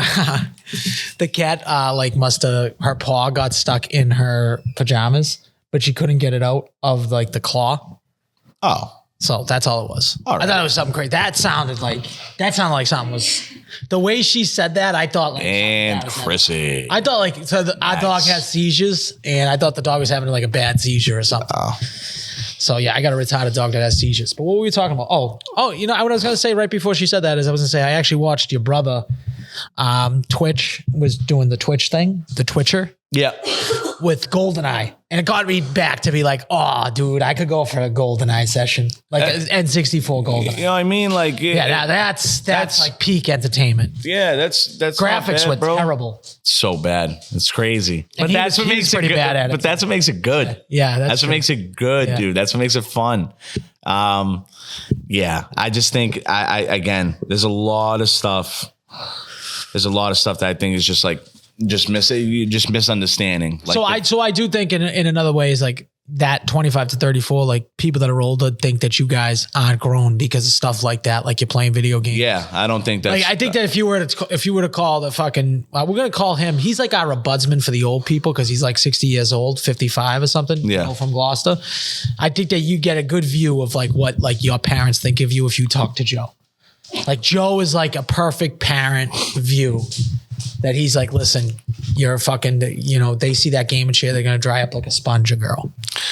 Yeah, I mean, it's like I don't know. Like in my eyes too. Like I've, you know, you've talked to, you know, you have multiple friends, guy friend. Like I just think from a standpoint as well as like an individual, like it doesn't make them any sort of a different type of person just because they game. It's yeah. just First of all, Joe, find a new slant. Nico fucking slays puss. Okay, you should see him in fucking Wickergraph. You should see how he fucking lights a lighter. It is a pure vibe that I did record a video of you lighting a lighter. And I was like, wow, this was the most important lighter light I've ever seen in my life. Let me see if I can find it. Okay, I like to have fun. You were jacked up. He was in his story and he was just like, like it was like, let there be fire with the light. I try and get it going. I try and get it going. Time to cock it real quick, like.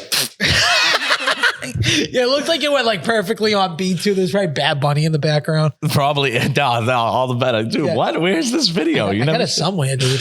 I didn't send it to you. Maybe you might have. I don't think so though. Yeah. Oh, here it is.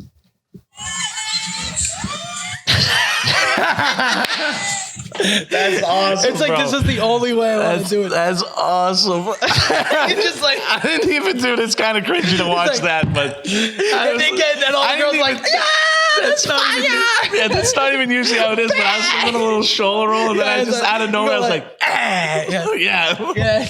That's not usually how that goes. That's so funny. You caught that. Yeah, you caught that. We got to use that, bro. Like how it feels to be Friday, or like, you know, use that. How about after the Celtics win, be like how it feels to move on to the next. How about Nico lighting the flames on Justin's body? You want that? You want to do that? Yeah, you can do whatever, bro. We'll make some memes about him the way he lights a lighter, dude. I honestly feel like I don't want to light a lighter any other way than that. Roll the shoulders, and you're looking away. I think it's the look away. You look away, you're like. Dude, where did you get that video? That is so fucking Wicked Craft funny. Story. I legitimately was dying laughing. But guess what? It played for the girls. This is what Joe from Gloucester doesn't get. Like this played for the girls. The girls were jacked up for it. Can we see it? Yeah, you can see it. I mean, you can't hear the audio, but okay. Bang! You see that lighter go, kid? Hey, man. He keeps that dang on him. I always have that dang on me. Yeah, people know. When you come to Wicked Craft, don't come close to me because I have that torch near me and I will fucking burn your face off. I got yelled at because I pointed it at my other colleague and I shot it like probably like 6 inches away from his face and it shot out. It was pretty close. But my thing is like, isn't that what you're supposed to do with those things? Steve was like, don't do that again. I was like, all right, my bad. Like, my bad. Probably. Yeah, don't give him a gun. Don't give him a gun if you don't want someone to get shot. So where's that from? Don't give me the gun. Don't give me the gun if you don't want someone to get shot. I think it's Be Cool. Sounds like, it sounds Andre, like a Andre 3000. Be Cool, right? Or an other guy's line. So as we wrap that up, Al, what is April 6th, by the way, I recorded that. So that was a while ago. Okay. I kept that in the back pocket. I totally forgot April about 6th, it. so the beginning of the month. 3 weeks ago. What's the best life advice you could give to somebody? Wow, we're getting life advice. It's the easiest thing in the world. Okay. And I think maybe Justin needs to take this. This is me and Justin have a great relationship. It was clear on the phone that I'm basically the only person he has in the world is me. Did he say that? No, not at all. But don't take yourself too serious. That's the best life advice. Like, don't take yourself too serious. just in general, I think that's the best life advice in the world, and it applies to every single situation. Don't get offended by shit. Don't fucking, once you get your ego involved, and it's not just to Justin. So don't be Justin. Don't take this. No, I'm not asking the question. I didn't. Not even close. I'm just saying in general, like, don't take yourself too serious. It works in every single fucking situation. Make fun of yourself. That's it. Don't take yourself too serious. That's great. If you don't take yourself too serious, you have more fun in more situations. You're 100% right, dude. You're 100% right. Yeah. I love that. That's it. That's probably that's probably just keep it clean, keep it simple, right? Keep it simple. That's it. Not taking life too seriously. I'm somebody that definitely believes in that. I feel like my life is one big circus act. But at the same time, I don't try and, there's stuff that I put a lot more weight on, I put a lot of pressure on myself, like I said, to like get, we've had conversations, me and you, like for me to wrap it up and get it all figured out. And you've told me like, dude, like slow your roll, like slow down. There's no way you're going to be able to, do this in a certain amount of time if you're thinking like this, or just sit back, stay calm, just always try and move up. I would say, like, to piggyback off of that in life, you always want to try in some way, shape or form to just be like progressing. You don't want to, plateaus happen, but you never want to try and go backwards. We ain't trying to go backwards. We're trying to go forward. We said this to our kids' baseball team last night. Every day you get better. That's it. And that's been my mentality since for a minute now. Do you think people come to this podcast for life advice? No, but it's not bad to talk about that shit sometimes. We don't really have an identity as a podcast, nor are we like a motivational mindset lifestyle podcast, but it's cool to talk about stuff honestly, like that. I think we're an anti-lifestyle podcast. Like, just do the exact opposite of us. Yeah. Like that, I'll tell you, listen, right? You want a nice relationship? I'll tell you exactly how not to have one. Okay. Yes. All right. If you put the sheets back into the thing, everything would have been different. You would probably still be banging the bottom off. You want to talk about taking life a little bit too seriously? Like, obviously that took a little bit too seriously, but there's some things that, I hung up on that were definitely taken too seriously. You find out real quick that you aren't the only person that, has certain problems or has certain issues that I'm not like fucking Christopher Columbus. I didn't just come across some newly found problem, other people have also had it and dealt with it. And so, you live and you learn. As long as you learn, right? That's fucking great. That's dope. So live and you learn. All right. Moving on from lifestyle and life advice, this fucking stupid scenario. And because it's my favorite animal, I'm just going to get out there ahead of it. I don't care who you are. You need the Avengers. Just not the Avengers. That's a little bit too much. But definitely more than 100 humans to take out a gorilla. I don't see that at all. Untrue. No.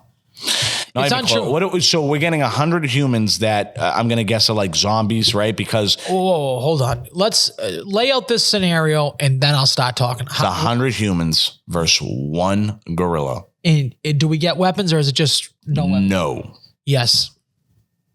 100 humans, dude. Are you serious? Yeah, I'm serious.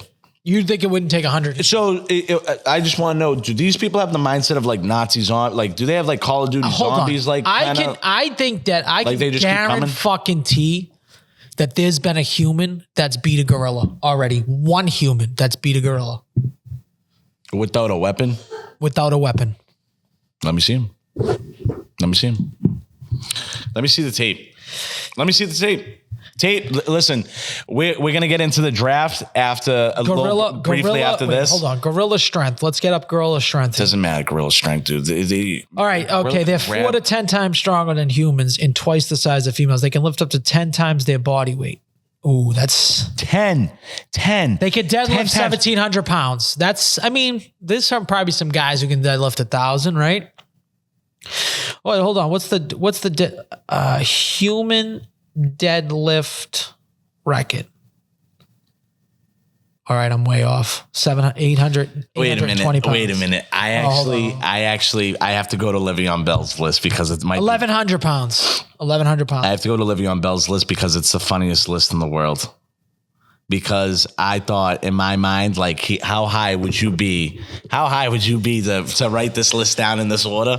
Le'Veon Bell, Pittsburgh running back, fantastic. Now rapper. All right. I'm just going to read off. I'm just going to read off this list. It's what is it? Read the title of it. In order. 99 people who I think could help me beat the fuck out of a gorilla. John Jones, Francis Ngannou. Yeah. DK Metcalf. No, wait a minute. Not So that's what I'm talking about. That's how I know you were fucked up when you made this list. Right. DK Metcalf's not helping you fucking take on this girl. The better part is he goes DK Metcalf, then boxing legend Tyson Fury, The Rock, which I don't think also is going to help you either. Shawn Michaels, that's Stone Cold. Chris Brown. Chris Brown. Chris Brown beat the shit out of a woman. So is it a female gorilla? If it's a female gorilla, maybe Chris Brown could help in that situation. Clarissa Shields. I'm pretty sure she's that nasty boxer as well. Oh, that's not Clarissa Explains It All? Will Smith. George Pickens. All right, so he's picking people that just slap people. So Will Smith could slap him, okay. George Pickens. No. Draymond Green. Kick him in the nuts. Does gorillas have nuts that hang? Yeah, probably. I'd take Draymond for that. Probably. It's a stunt, right? Ray Rice. Ray Rice, because he beat the piss out of his wife. Again, is it a woman? If it's a woman, I'll take Ray Rice and Chris Brown. Floyd Mayweather. He hits women too. No, he's all defense. He ain't got enough offense. He's too small. Ronda Rousey. No, she Holly Holm. I honestly do. I'm going to say something that might sound crazy. Nico could beat up Ronda Rousey. Okay. I don't think I could. That's one thing that I don't think so. Do you think you could beat up Justin? Because we did go over that early on the podcast. You might not have been here. I took you in a sanctioned bout. And I said, I don't know what would happen in an unsanctioned bout because anything could happen. Yeah, anything could happen. At 17 years old, I took Justin out in 30 seconds with an ankle lock. Yeah, I did go over that. And I said, that's probably why his hip still hurts. So now, I think you could choke him out. That's all I would do. I mean, he can't wrestle me. There's nothing to that. I have way more strength than him. So his body's in shambles. I said, he needs to hit you with something. You need to hit me with something, and you got to hope that it puts me down because I have kind of a retarded head. I get hit, I've gotten hit really hard with things, and I just kind of rattles me, and I still get mad, which is weird. But I got hit in the head with a fucking full torque baseball bat swing. Just think about that. Blatantly, right in the side of the head. Didn't crack my head open, nothing. Now, did my ears ring for 17 minutes after? Yeah, for sure. But I stood on my 2 feet. It makes a ton of sense. Yeah. That happened. I'm straight. Yeah, you need it. Yeah, Justin would need a weapon. That's all I'll say. The 1990 Pistons. Jake Paul, Tom Cruise, Jackie Chan, Keanu Reeves, Solange, 2015, Michael B. Jordan, Jet Li, Triple H, Wesley Snipes, Conor McGregor. Okay, so here's what I'll say about I think The Rock's a good, you say it's not a good pickup. I think outright strength to hold the gorilla is a good idea to try to rustle it, and then you need some strikers. But I think you could stun a gorilla really easily. If I came up, fucking jumped up, elbowed the fucking gorilla right in the fucking head. It's never been hit like that in its life, dude. Like that Joe Rogan clip. You ever see that Joe Rogan clip? I think so. I go, wham! Yeah, that like that on the gorilla's fucking head, dude. I think so, bro. I don't know. No. I think you just read those fucking measurables of a gorilla, all right? I'd rather take fucking 6 fucking revered dudes and me against this gorilla. I'll take my fucking basketball team versus fucking gorilla. We'll be fine. We some thick boys. We got some thick boys on this team. I'll take my basketball team. But you have to have the mentality of a zombie. Because let me tell you something. Once you see fucking Merc get murked. Well, I think we throw Merc in there. They're going to probably try to eat Merc. So we roll Merc in, and if Merc lives, he lives. But otherwise, we just roll Merc into him. That's a big boy. Listen, Merc ain't easy to throw. I don't care how fucking strong you are. Merck's a fucking big boy. No, he would. I would have a problem with him in an Oklahoma drill. He's going to be like 375. That's a lot of mass. Yeah, it's a lot of mass. We roll Merck down there. Why isn't Merck a D? Like Merck should be Merck. If Merck was like, I think he was a center. If Merck was no kidding. If Merck was like 6 feet tall, 5'11", and like very much more athletic, I could have definitely seen him playing nose tackle. Yeah, just like over the ball. I've seen these guys get drafted. I'm like, oh my God, bro. Merck's got like just like that. But Merck could take up 2 gaps. Yeah. He could double gap, which is unreal. Yeah. Just it's like Vince Wilfork. Yep. Yeah. Yep. All right. So you think you could take on the gorillas? I think I didn't hear this thing at all, but I do think 100 guys, I'll take our odds all day long. I don't think at all. I think once you see somebody die, you are all going to get scared. I will agree, but going in that if you don't win this, then why don't we just get the 100 of the shittiest prisoners and just throw like anyone? That's what you need. You need dogs that have been in fucking war before. Well, I would rather that than honestly The Rock. I'd rather give me 100 inmates, dude. Well, yeah, I don't want anyone of like actual value. You know, like The Rock's pretty fucking cool. He makes some pretty good movies. Obviously, we're not picking Justin in this thing. Justin's hips don't lie. Like he'd be fucking dead in 2 seconds. I would be dead in 3 seconds. I don't know. I wouldn't last some people any. with some dogs. You need, yeah. Dude. I do. I guarantee there's been at least one person that's fought a gorilla. I'm gonna look this up. That's just that's just ridiculous. That is ridiculous. Because my thing about it is like a gorilla doesn't know he's in a fight right away. So I bet you there's been once the gorilla it smells something's up, bro. No. And you think you elbowing a gorilla? You think a gorilla's gonna feel that, dude? You think a gorilla's gonna feel that? You know how hard we break hands hitting people in the head. Like, but I don't even think they kill humans. That's the best part. I mean, oh, look at this. There isn't any record of a wild gorilla ever killing a human being. They're the most peaceful animals in the jungle. They're not.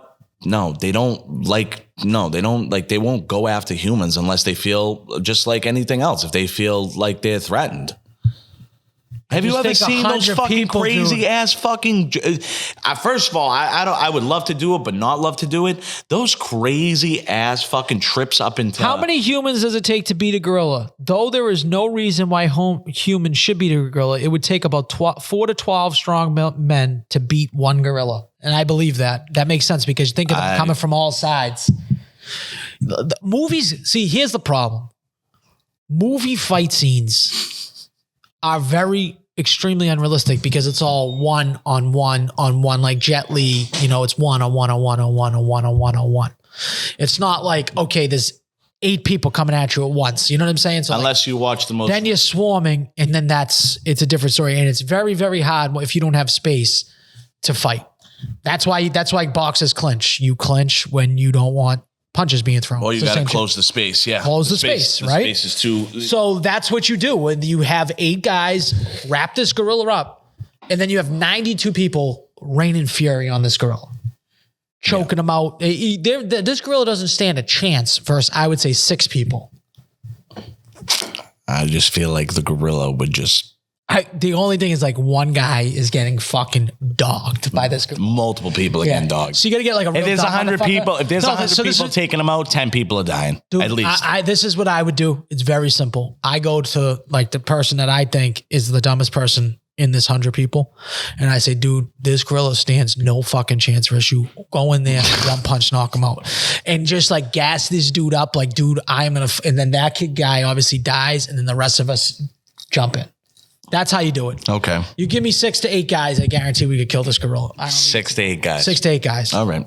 But guys, these guys got to be seasoned. We can't have fucking, we can't. You don't want to pick your guys up from Broadway? I would pick a couple guys from Broadway. Depends who it is. There's some guys that can fight in Revere. Oh, for sure. So. Yeah, for sure. Absolutely. All right. That was the one thing that I seen that was a consensus over the internet. 100 guys are stupid. These people are retards. Let me answer any hypothetical and I'll answer it the right way. That's in a ridiculous 100 guys, one gorilla. 100 guys, one gorilla. Now, if you told me 3 gorillas and they're working together, here's the thing. Gorillas, like, are they going to work together? If they're not going to work together, I would take 4 gorillas working together where they can go back to back to back to back and then you can't swarm them. I'd take that versus 100 guys. I might take the gorillas there. Because I think you got guys, now you got two gorillas working together. I mean, tag team. I think I think one gorilla. Now thinking about it, because you could obviously just swarm the gorilla. Like You swarm the gorilla. How much could it do? Like you said, there's probably the first layer of people that are in the closest circumference for the gorilla to get its hands on and feed on and well, they can bite probably. too. They're gonna bite. Yeah, they're gonna bite. You can bite though too. Who says you can't bite? We can bite. You not gonna affect this gorilla. Like it's hide. Like there's no way, bro. I guarantee I could bite through a gorilla's skin. I guarantee you couldn't. Let me hold on. I can bite a gorilla's What skin. is it? No, look up what the comparison of their skin is like. Like what gorilla like a biting skin. through? Is it like biting through a tire? Like a tire? Like you can't bite through a tire. Let's see. Just think of like where they are. They get like bit constantly, like all up in that Congo and shit like that. Oh my God! Look at this. What?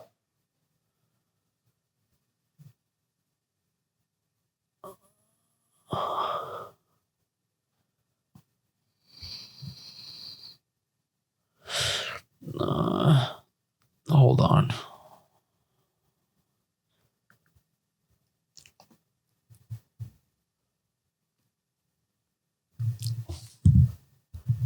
It is thicker than ours, the skin, but that doesn't mean shit.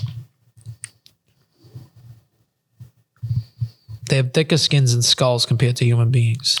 Yeah, no shit, bro. I get that, but it doesn't mean I can't get through it with my teeth. I can get through It a lot also of stuff. no. What it means is you can't go wham and that work. That's not gonna work. Okay, that's not working. You're wrong. It's not working. Concussions happen. Not the fucking gorillas, Yes, bro. they do. They have brains. Oh my God, these fucking like what? Where is like the spam? I hate Hold on. spam text messages, bro. The strength of a gorilla is exceptional. Yeah, no shit. Yo, Al, you're It's definitely one of the worst draws you can imagine. wow, Al, that fucking meme idea went crazy. I told you, dude. What's it at? It was great. I'm not even looking at the likes. I'm looking at the shares. It's almost at 1,000 shares. 927 shares. Yeah, I should have done more. That little fucking hand. I told you that a week before that I was going to do that Yeah, it was awesome. because I knew that was going to happen. This scene. Yeah, I don't know. You did write POV Drake May and then left the E up. That's funny. Did you notice that? What? Did you left the E out on Drake May? Yes, I did. Well, fucking the fat sucker pointed that out. I had to, of course. I noticed it as soon as I posted it. I was like, fuck, but who cares? It always up. I think it's worse if you take it down. It is. It is worse if you take it down, but that's fucking ass. Yeah. That sucks. It sucks. It sucks when you put it up there. They had a good draft, though. We can briefly dissect it. Listen, you win me over anytime that you really put it all out there. And so as soon as Will Campbell is drafted, we all knew it was going on. I was living with it. You know, people, I got a few text messages. How are you feeling right now? Are you going to kill yourself? And I said, no, not at all. Yeah. I have been like a month. You're shoring up the line. So a month ago, we all bought into it. As soon as I was like, all right, this is what's going on. Like clearly Travis Hunter like is getting taken early on. Drake May, it's Jared Mayo's fault. Gerard Mayo. It is Gerard Mayo's fault. Joe Milton should have never won that fucking game. Whatever. Doesn't matter. Shoring up the line.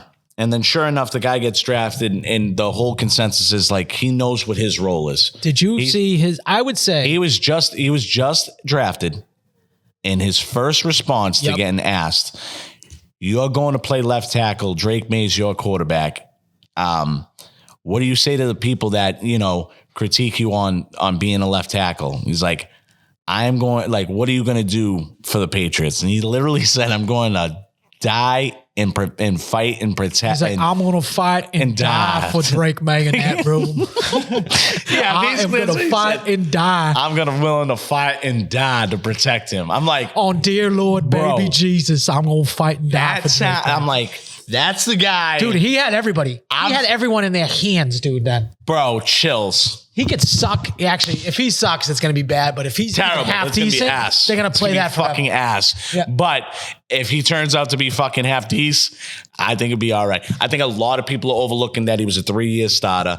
I think a lot of people are overlooking where he played. Dude, I think a lot of people are talking about obviously like the hand size and all that. Yeah, and then I'm listening to fucking people like Mike Felger who don't know shit about shit. Did you see the tape of him just dogging pretty much every single first round pick defensive end?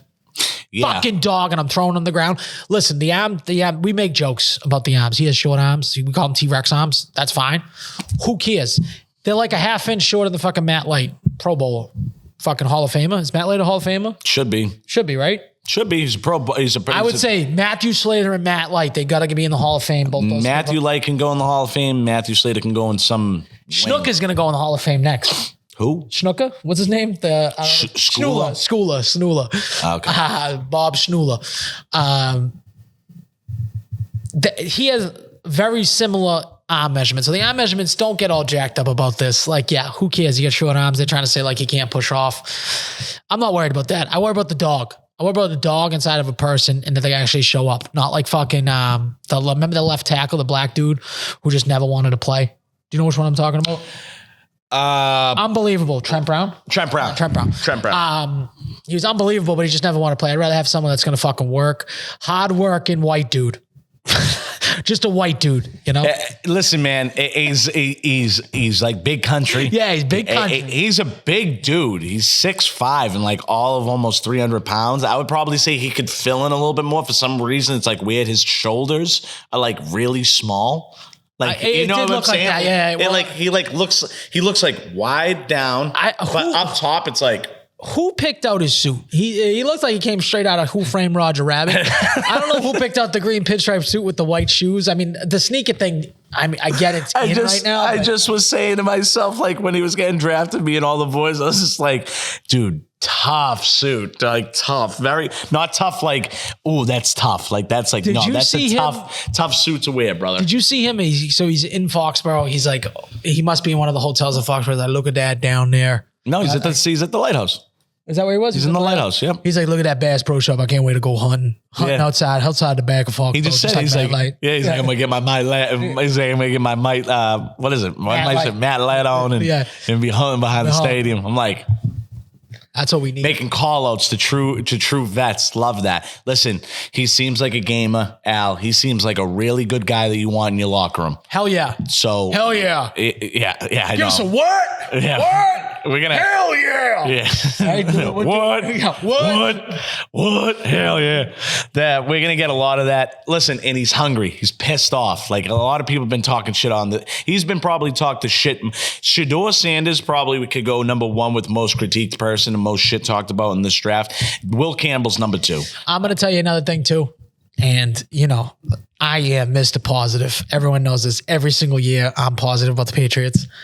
Do not sleep on their next 2 picks. Travion Henderson. Yes. That could be the steal of the draft. He's like, Yep. He's like Gibbs. So yes. Do you like Gibbs? Do you like Jameer Gibbs? Gibbs? I love Jameer Gibbs. Do you like him? I can watch Jameer Gibbs play. I love watching the Lions because I love watching like Gibbs, Amon-Ra, and Jameson Williams like do their thing. And Travion Henderson not only has that ability to like break one.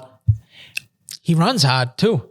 Like looking at his tape, dude, he fucking wants to run over people, almost like Pacheco-ish. He is going to light people up in the passing. Yes. He's just trucking dudes. When I hear somebody takes pride in blocking during passing plays when you could be catching, bro.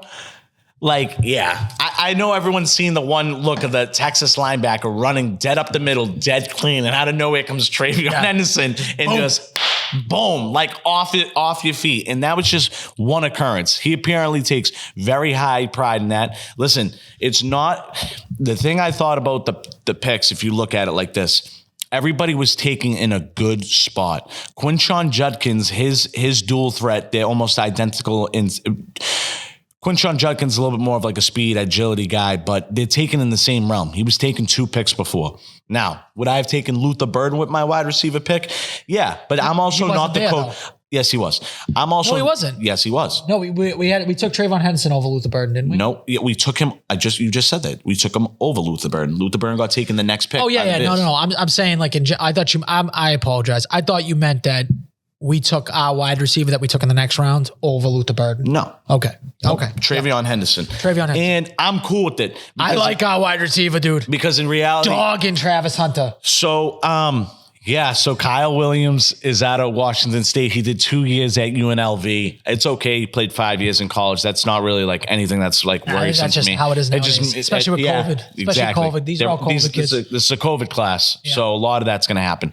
And I'm trying to get some real. I'm not trying to listen to Tom Curran and Phil Perry. Like I've just been watching tape. I went and I seen Steve Smith Sr. did a breakdown on Kyle Williams. SSS. And when Steve Smith Sr., 89, played for the Panthers and the Ravens, one of the most, probably the most, you want to talk about like nasty, like hard grit, like in your face. He was not supposed to be as good as he was.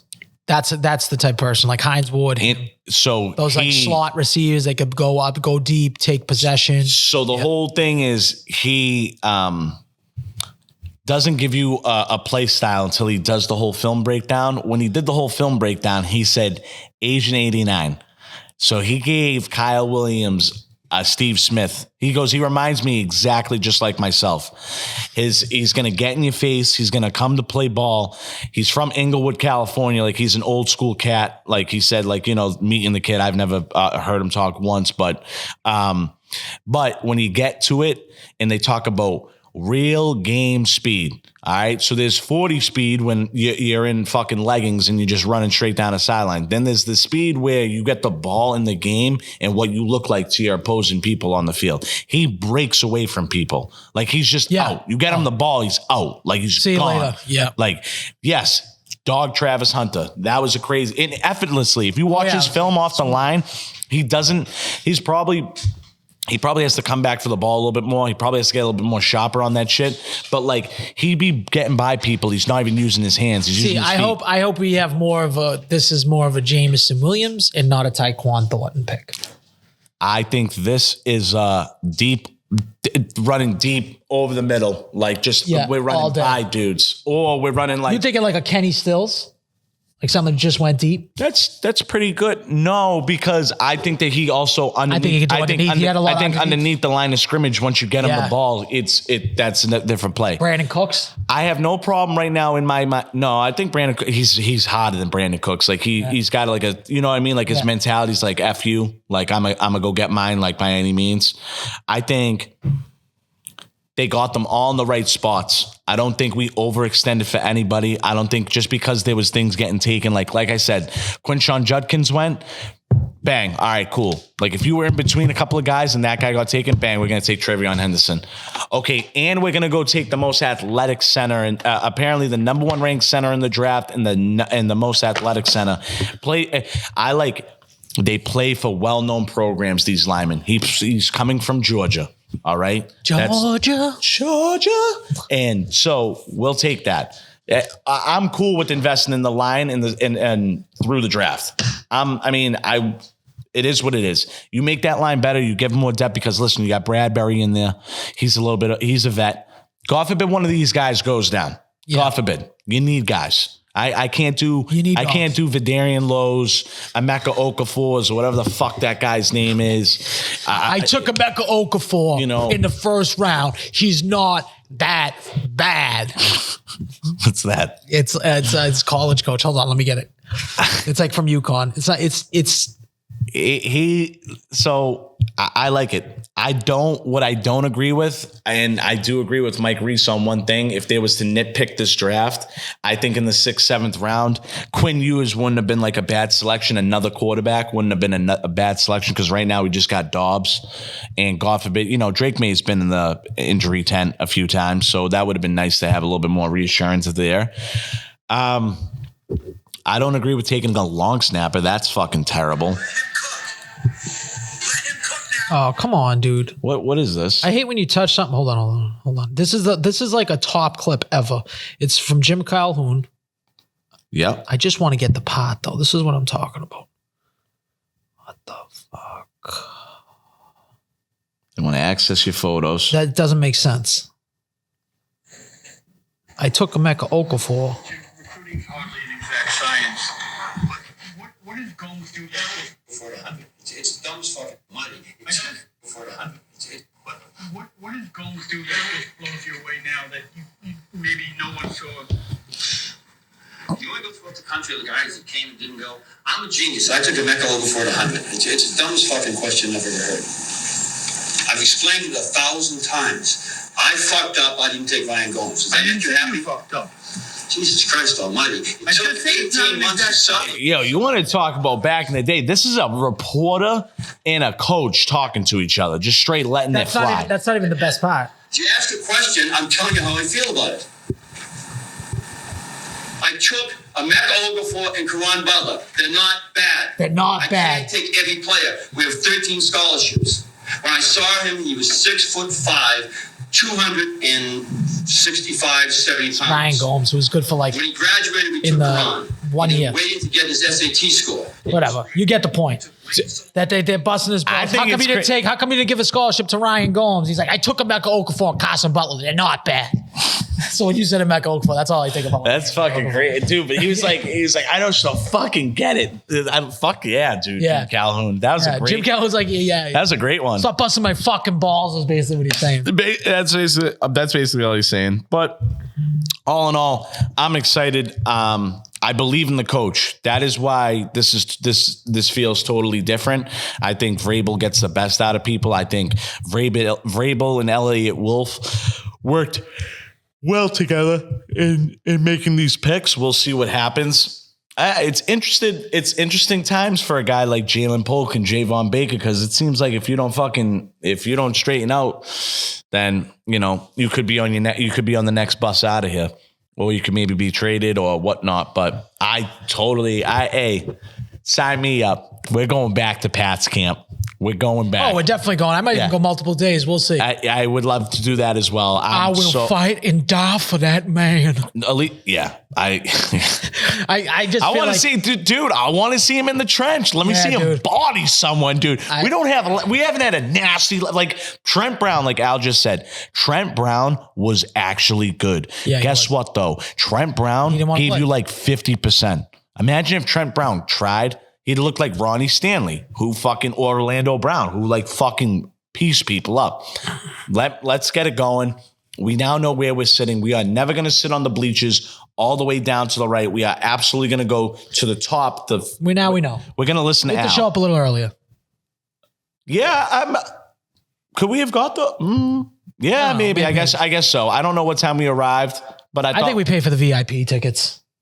If there's VIP tickets, yeah, I'm sure they're not that much, but they're not. Yeah, that's what I'm saying. Okay, we will definitely do that then, because we didn't get to see any of the Patriots side because it's on like the other field. Whatever access we need to get over to that side, I want that. And if anyone knows where I can buy that suit that Will Campbell was wearing, let me know, because I'm showing up to camp in the suit, the soup and the whites. Al, you do that? I will fight and die for this man. And if you just had that like on a piece of paper, like I will fight and die for this man. I will fight and die for this man. Like, I think you might end up getting a pick with Will Campbell. I'd probably come over and be like, "That's super nice, dude." Yeah, that's super nice, dude. Good. I like it. I just carry like a bow and arrow with me. You think they'll let me in fucking Gillette with a bow and arrow? Right. So Probably not. I don't know if they'll let you into Gillette with a green pinstriped white button suit, but Why that not? suit needs to Dude, be that green. suit's crazy. That Dude. Like, suit's I'm actually crazy, gonna go as soon as we set out this. I'm gonna look up where I can get that suit. Look up. You just has to look somewhat cool. you can do, right? Isn't there like a reverse Google image thing? Yeah, right. You take a picture. You take a picture of him, and then you put it on the Google search, and then you see what pops up. I don't know. Honestly, now I'm kind of interested. Where did that suit come from? So I have a great skit idea about reverse Google skit image, but I'm not going to get into it yet. Okay. But just reminded me of that, because that Google skit image, the Google reverse image stuff is ridiculous, and I think it's a funny skit. It's just like we talk about this shit and we'll never get it done. So it is what it is. So that's. I'm not going to deny you. I'm not going to deny you on that, because that happens. A lot, we do it all the time. But we were doing pretty good. Can I just get, yes, beautiful. So I'm just going to take this right here. We're just going to snap that, boom. And then what do? You do Google. You got to go through Google as like the app. And then you go here, allow access. full access. That's probably not the best idea, but it is what it is. Yeah, give me the suit, bro. The suit. Where do I get the suit?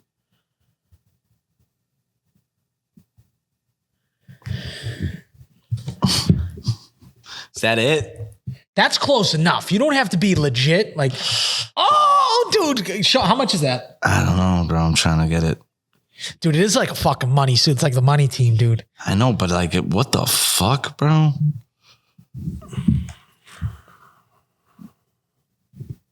Bro, or Celtics green. Visit.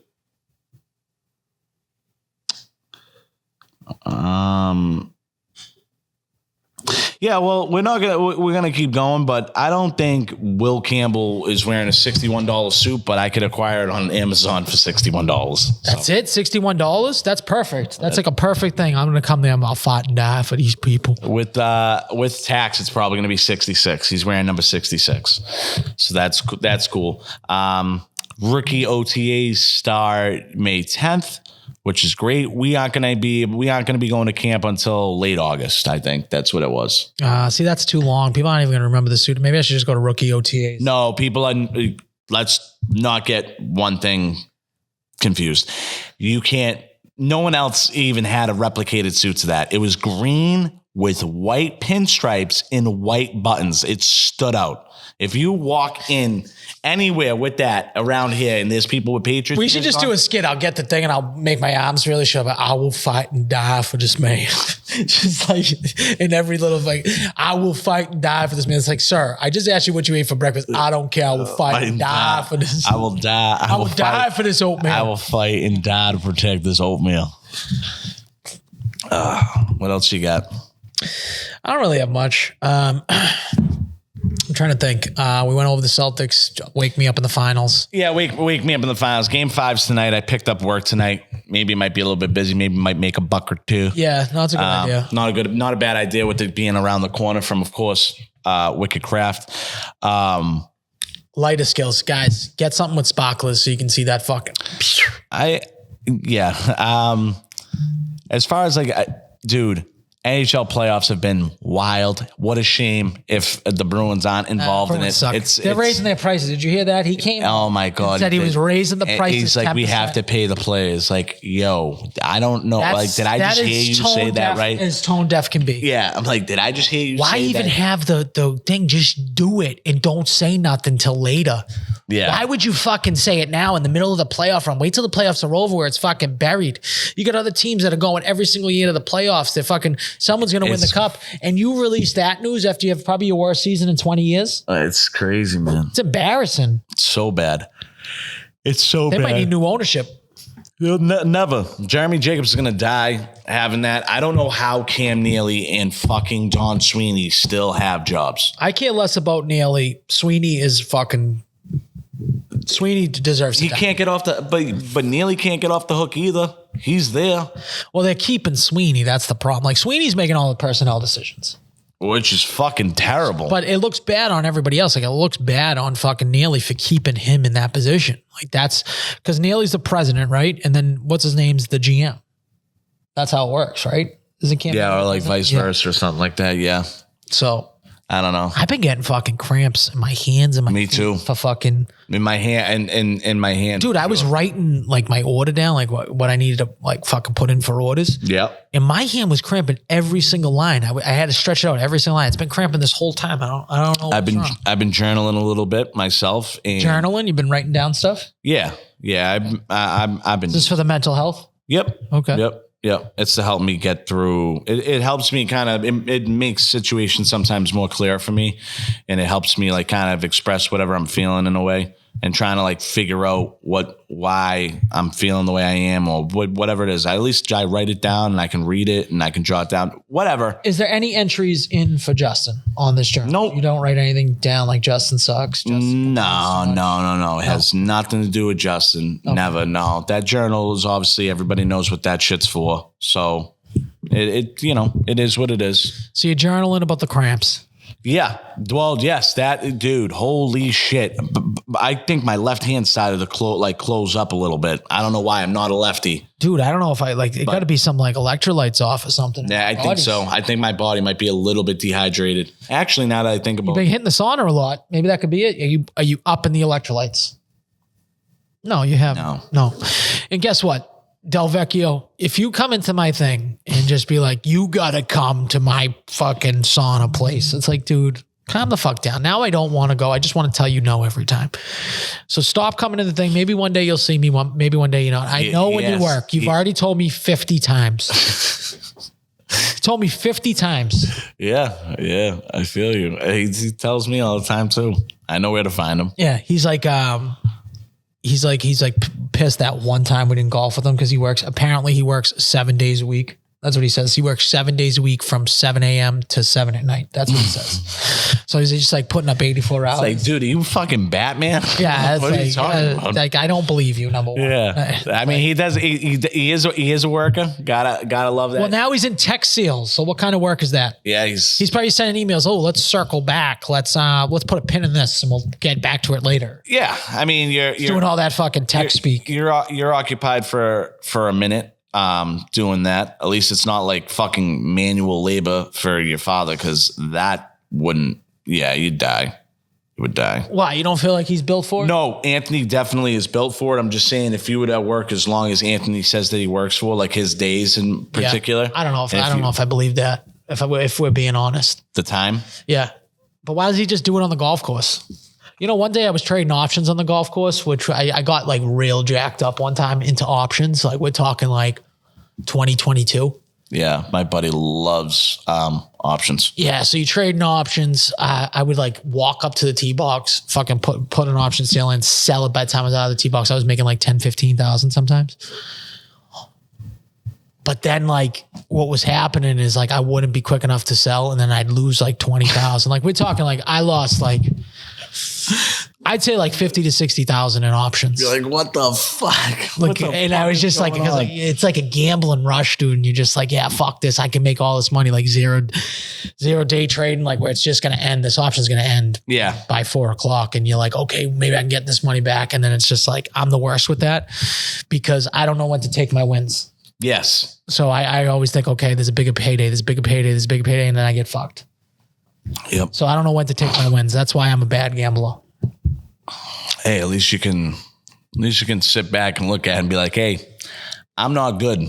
I'm not good at this. I like doing it, just not good at it though. But it's real solid. And it's costing me money. It's real solid when you triple bogey a hole and you lose like, 15 in options in one fucking hole. Then you walk back off the green. You just triple bogey. Oh, that's an easily break a 7, 9.5. No, it's more like, I'm going to go drink my face off when I get home type of thing. Yeah. And then just medicate myself. And then just forget about it. And you just feel like a huge piece of shit.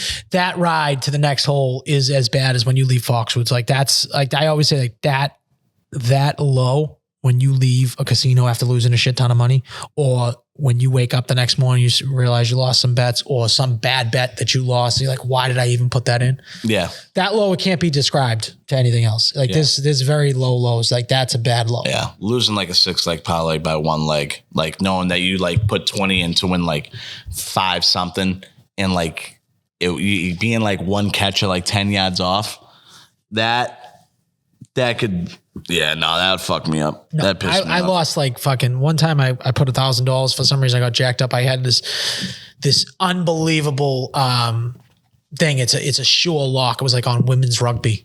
That was a low. Like you're betting on women's sports and you're not even betting on one of the main sports. You're betting on fucking women's rugby.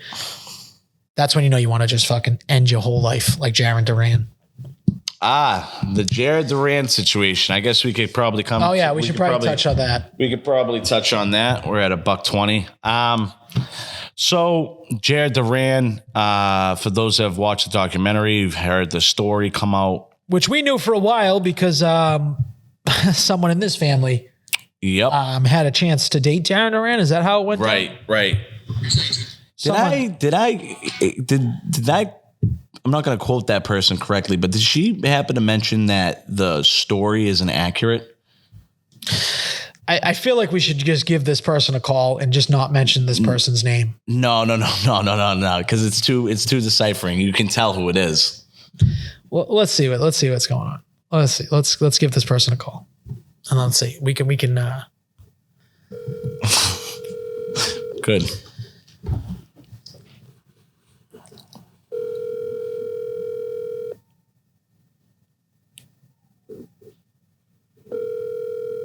Like, I think she knows. She's like, it's a Tuesday. Your call has been forwarded. It's in the afternoon. We're not going to answer the call. We'll see if she calls back. But yeah, I do remember there was some, I think she thinks that he's a crazy person. Right? Is that what you're trying to say? Like, it's not making it up, but anyways, Jared Duran, he's out in a game. I think, are they in Cleveland or Chicago? in Cleveland. Yes. In Cleveland. Okay. So they're in Cleveland and it was a sea town. And There it is. hey, what's up? Hold on a second. You're on the podcast. I have a question for you. Can you talk? God. Yeah, I can talk. I'm at the beach. You're at the beach? It's like 75. Where are you? What beach? Oh, you're at Ipswich. Cranes Beach? Cranes Beach. All right. Getting cranes. Okay. Raising Cranes. That's what they call the reality show on Cranes Beach. I don't know if you knew that. Oh, really? No, I made that up. But hold on. Question. Jaron Duran. Oh, God. What happened with his whole suicide attempt? Do you know anything about it? No, all I know is that he did attempt to. That's it. Okay. I thought you had some questions about the validity of this whole thing. Well, no. When it came out that he really did have a suicide attempt, did any of you watch the Red Sox documentary or whatever where he talks about it? Yep. I didn't see it. What did he say? We don't have to explain it to you because we already explained it to our listeners. My question is, I thought you had some inside knowledge about this situation. That was what we were under the assumption of. Oh, well, yes, he did. I did know that he attempted to commit suicide before everybody else knew. Okay, so she's being very coy. She's being like what she was on the podcast This last is time. exactly This is why I hate her. you I hate can't her. call her. You can't call her. This is a worse phone call than Justin's phone call. Oh my God. Goodbye. We'll talk to you later. Bye. Like that time she came on the fucking podcast. It says she had like a fucking this Drake story. She's so What's off the record. story? She's off the record 24/7. I don't know why. Honestly, that's on you. Because That is on me. That's on you. That's on me. Because you were so quick to get onto the phone. Well, now I just have to record her. Now I have to fucking record her when she says this stuff. I just wanted to point out that, listen. Basically, she says all the time that Jaron Rand is a little dick, and he didn't actually try to kill himself, and she tried to get with her.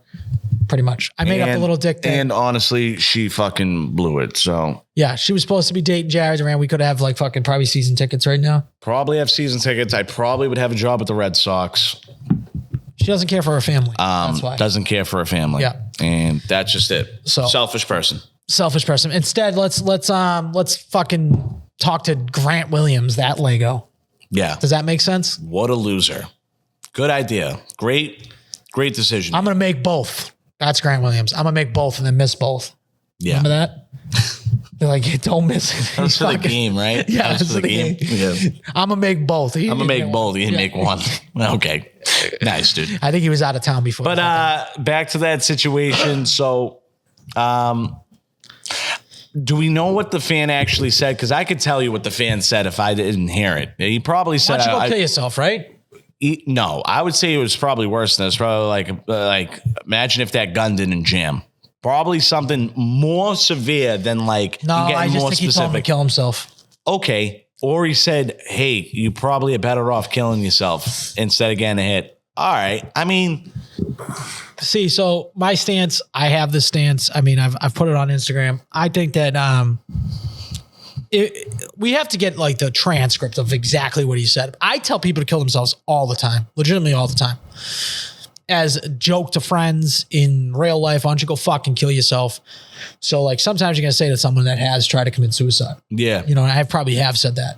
Maybe you shouldn't say that, but it is one of those things that I just love the way it is. It's like when you throw a hard fuck, it just feels good. Well, Fucking kill yourself feels I good do too. it to myself. I do it to myself too. Oh, I say it where all I'm the just time. like, Why don't you kill I'm just yourself? like, guess what? I'd rather fucking kill like there'd be certain scenarios like throughout the day, like if you're running around, if things aren't where they're supposed to be, like, dude, I literally would rather kill myself.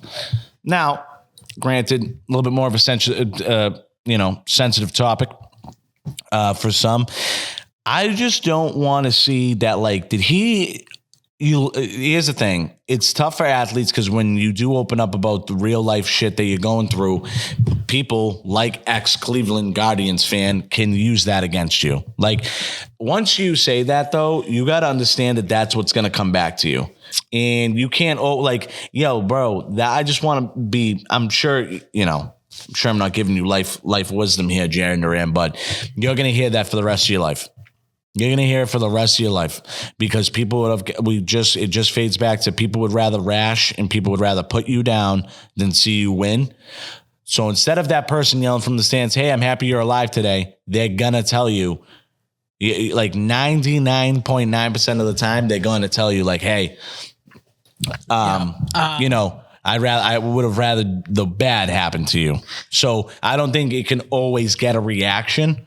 Just because this thing came out, like you're going to use it as an excuse. Like, he told me to kill myself. That's why I'm going. Like, you're going to. As soon as you bring it out. Once you go to New York, brother, you haven't been to New York yet this year. You're going to hear it. You're going to hear it everywhere. Well, he did bring it out. So it's one of those things. Like, one of the people that you like, I think it's one of your favorite podcasts is the Kirk Minahan show, right? Would you agree with that? No. Kirk Minahan famously tried to kill himself at one point. You know that? And failed. He didn't. I don't know if he failed. I just think he took himself off the ledge pretty much. I think he was going to go jump in front of a train, ended up going into the fucking mental institute, right? It's one of those things that everyone knows that, and they try to use it against him. He can't be flipping out every single time someone tells him to go kill himself. People say that all the time to him. They're gonna. So I think that you kind of got to be like mentally stable to be like, okay, you got to have like a mental, exactly. You got to have a mental fortitude for that. Like you got to be able to stash that away. You telling people that you came early. Like if someone says, hey, you come quick, you can't say anything because you brought it up. Me saying, you know what I mean? Like me saying, oh, I got diabetes, right? Yep. Yep. Say, oh yeah. Yeah. Like, and again, when I say things, exactly, when anybody mentions something about themselves or they reveal something that's vulnerable, like I've had a couple of my guys, like when I was going through that and I was sharing that, they're like, oh, wow. Like, I didn't think you were going to put that out there. Like, yeah, it is what it is. What are you going to do? Oh, wow. All right. Well, thanks for sharing that. But when it comes to you sharing certain things about yourself or you're opening up certain vulnerabilities, you can't then, as long as it's not malicious intent, but if somebody makes a joke at it or if someone mentions it towards you, you can't instantly give a reaction of like lashing out back at them. It's like, right. That's not it. That's definitely not a fair play. You shared your story. They were very descriptive on it, the whole gun jamming, the rifle, whole 9 yards. That's now what you got to live with, brother. You opened up about it, which is great. There's no problem with talking about shit, but you got to understand in your line of work, you don't work at a bank, brother. You don't work at a fucking bank. You're not a nobody. You're a very well-known now baseball player. You had your best season last year. So everybody knows who you are. You were the fucking MVP of the All-Star game. You are very well-known. You're going to get that for the rest of your career. And I don't know if we even talked about this before, about his suicide attempt. I'm going to say one thing right now. And I like Jaron Duran. I think he's a great player. Don't forget about the incident. Don't forget about the incident last year, calling the fan a bundle of sticks. Right. But it's like in the same time, like I want that word back. I wouldn't use it in that setting. Well, I probably would use it in that setting, but in general, that fan was probably acting like that. Yeah. And we're not talking about the homosexual term. We're talking about just a lame ass. That's what he was. Yeah. Jaron Duran's story about the gun jamming, I don't believe that for one fucking instance. I don't believe the gun jammed. Not at all. I think that's a lie. I think that he thought about it. I think he might even have the gun on the table. I do not believe he pulled the trigger and it jammed or that it wasn't loaded. I don't believe that. Not for an instance. It's too unrealistic to me. If my gun jams, I'm doing it another way. I just don't believe that that's what happened. I think that he honestly did. I'm not saying he didn't contemplate it or he didn't think about doing it. Absolutely. Maybe he thought about doing it, and I don't know. Like, again, we It don't just know. seems It's just so a story. crazy. It's just a story that's told. It does seem very movie like, right? Of course, I went to go kill myself, pulled the gun jammed. Okay. All right. I got nothing on that because I'm not going to speak on, a situation that we really don't know behind the closed door. You're basically just taking what he said for verbatim. It's not like there was a witness there. There was a camera. There was nothing. It's just his story. It's his words. So, I mean, guns do jam. That does happen. They definitely do jam, but I don't know what the situation is. Just seems extremely convenient. A rifle? A handgun? Like, he said a rifle? it was a rifle. I believe it less. I believe it less now. I believed it a little bit more with the handgun. Handguns tend to jam more than fucking rifles. Right. So that I believe it less Not a now. ballistics person either. I just would figure the same thing. A handgun would jam more than a AR would, but by all means, I don't, So you got that going on. He lashes out at the fan. Everybody hates the fan. You also don't have to be that person at the game to say that. I mean, you can be there and enjoy yourself and have a good time. You don't have to be there fucking yelling out, it purposely for somebody to hear you tell them that they should kill themselves like that. You shouldn't be getting that crazy at baseball games. Playoff baseball games, anything goes. Playoffs, anything goes. Say whatever you want about anybody. Get as personal as you can. It is a mental warfare type game. But the world's a nasty place as it is enough. All right. I think it's worse now that people know it bothers them. They got to just say it more. Like you just made that. That's my whole point that I've been saying. Now that you lashed out once and that's what it was regarding, people now know what pisses you off, bro. So they're going to keep saying it. They're going to keep doing it. They're going to, one way or another, somebody else is going to, unfortunately, the world we live in, there's a lot of evil. All right. So like that's People want to see you down. And guess what? That they're gonna come bring it that way. But no matter what, dude, like even if I'm at a game and like if I'm close and like LeBron can hand me and say, LeBron, you're a fucking bum. I'm trying to get into his head. It's just what fans do. You know what I mean? So now that you give him that ammo, like granted, it is kind of a dickhead move to say that to someone that actually did try to kill themselves. But that's basically the job of the fans is to get into the opponent's head. The thing I can't knock the fan on is like you let that information be known. Yes. You are a baseball player. It is part of a game of fans heckling you. I'm sure before you've told that story, you've been called every name under the sun, regardless. We used to of people knowing that about you. Now that they know that about you, all they're gonna do is they're like, oh, we have right field seats.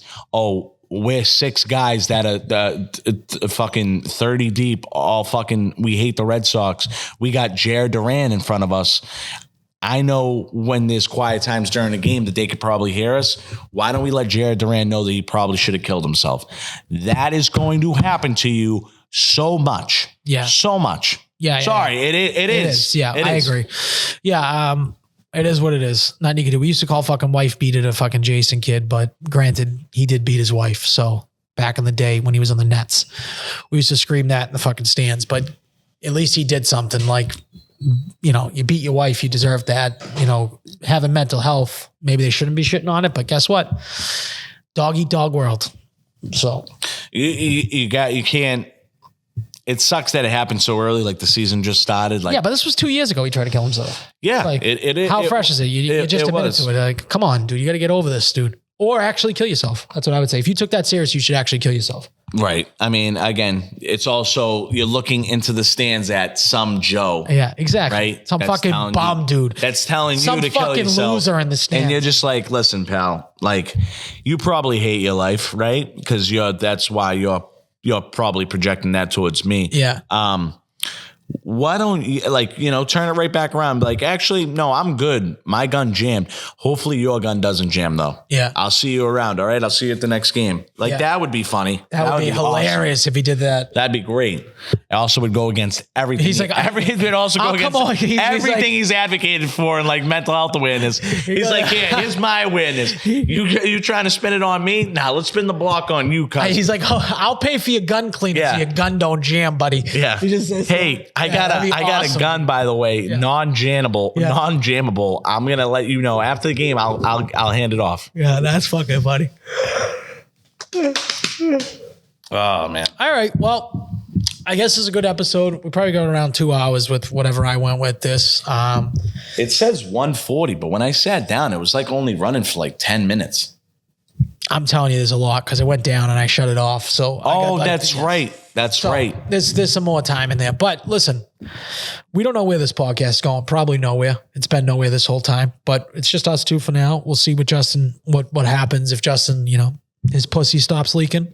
Is that what you would say? Joey's gonna love that. No, we love Justin, obviously. The number one thing we always say is you gotta have fun. So if you're not having fun, take a step back. I am one person that has done that before. Nico's done that. I've done it twice. I'm the only one that I guess has fun every single week. He is fun. Maybe this is me because I just bust their balls all day that I like start little fights between them and they just start hating each other. So maybe it is my fault. Maybe I got to look inside me because maybe everyone got to be a little introspective. No, because I think at the same time, dude, you do a good job of like realizing what's going on and always trying one way or not. If you really look at it, you're always trying to see both sides of everything. So that was a compliment. That's great. I wouldn't put that in your journal. I'll put that in my journal. Nico gave me a great compliment. You are the glue. You are Elma. Everyone knows that. Yep. So you just keep doing your thing. Nothing that you say is ever like you could obviously tell by tone, but like nothing that Al says, we've known him his whole life. He's not entirely serious. He's not trying to start inner feuds and fights. Obviously playful ones, fun ones. Yeah. But once it goes to a certain extent, Al knows how to reel it back in. Oh, hold on. Like I might have gone the horses a little too riled up in the cage. Like we gotta get the dogs. We gotta bring the dogs down. They're barking too loud. That's why I had to watch the first 30 minutes of the episode like 3 or 4 times to make sure I wasn't missing something because I didn't think it was that crazy. And I told him. Yeah, after review, did you? No, watch. All you have to do is watch the first 30 minutes. That's what it is, right? This whole phone call. I mean, it's not that crazy. You look like at one point, like I was crying laughing at you. Like, cause you want to know part of it. Like to me, that's funny. Oh, I mean. Like, so I could just picture Justin watching it being like this fucking piece of shit. He's not even listening to me. He's just like eating his yogurt. Now, do I think Justin needs to look in at himself a little bit and think about the time when you were on your podcast and he didn't speak for 45 minutes and I had to be like, hey, Justin, you want to get involved in this? And he's like, oh, I'm making a song. Yeah, and I didn't take it personal. Yeah. I had no... It just, some people are interested in certain things and some people aren't. Like, again, like, dude, I feel like I've definitely like been like way snarkier towards Justin in certain spots or like definitely like way more... I don't know, like more of a cunt towards him, like while we've been on the show and like kind of like hashed it out. Like when he mentioned the thing about my ex, like forcing me, like he had no idea who she was. And then that whole voting thing. Right though? About, I forget what he was entirely. He was trying to say she forced you to vote for this girl. She was trying to vote. No, she was trying to have me vote in general. And then she was heavily on the Kamala Harris train. Ooh. Okay. And that worked out for her. Right. It worked out for her because if you heard the story, her mother didn't even actually end up voting for Kamala Harris. Her mother voted for Jill Stein. Okay. I didn't vote at all. I never went and vote. You never went and vote? I lied. Okay. I lied about all that. I never went and vote. I felt like I felt like it was terrible. I felt like it was awful. I don't want to get into it, but I don't think you should ever give someone an ultimatum over voting like that. Like she was giving you an ultimatum over it? Yeah. If you don't remember the story, she's like, I'm not gonna talk to you or I'll be very upset with you if you don't vote. And AKA meaning like if I don't vote for who she's voting for. Wow, she really is crazy. Which also, Al, no previous conversation. Negative. Zero. Didn't come up until a week of voting that all kind of ensued. Because you know how we all got sent the packets of like what's on the ballot? Yeah. We were like in bed just reading them, like going back and forth, giving each other our 2 cents. And she was like, yeah, we deep dove into all the vote. I'm like, that was a deep dive. Like we were talking shit about the SATs, talking shit about, restaurants and all that stuff. But that's neither here nor there. Anyways, that instance, I got way more defensive and way more vulgar, and I was way more ready to jump on him than I felt like when he was on the phone. I was talking to him. We were all, I don't know, maybe was I not for the whole time he was talking on the phone. I mean, like whether I was engaged or not, I get clocked out, dude. I get clocked out. You've watched me sit there for 3 hours and let some kid tell me how he almost fucking died, and I could have cared less. I could have cared less about that kid that fucking fell into the water. It is what it is. You want to take that and take it fucking to heart, dude? So be it, brother. So be it. It ain't that serious. First of all, you got a call and you got the time to fucking say your shit.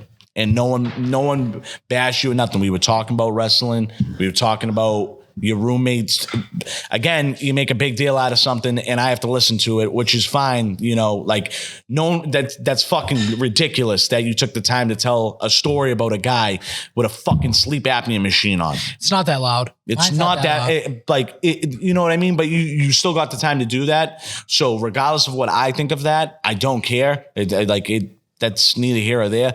Don't say that, we gave you the opportunity to at least talk. No one like cut you off mid like you do to some folks. And just like, all right, like no one wrapped you up on the phone like that. I didn't just come back from the break and just be like, all right, let's wrap it up. Unless I did do that. Did I do that? Do you think this has more to do with like, no, I don't know. Do you think that was like more the camel that the straw that broke the camel's back? Like he's just so fucking mad at you for not like doing shit. Like you say you're going to make videos and then you don't make videos.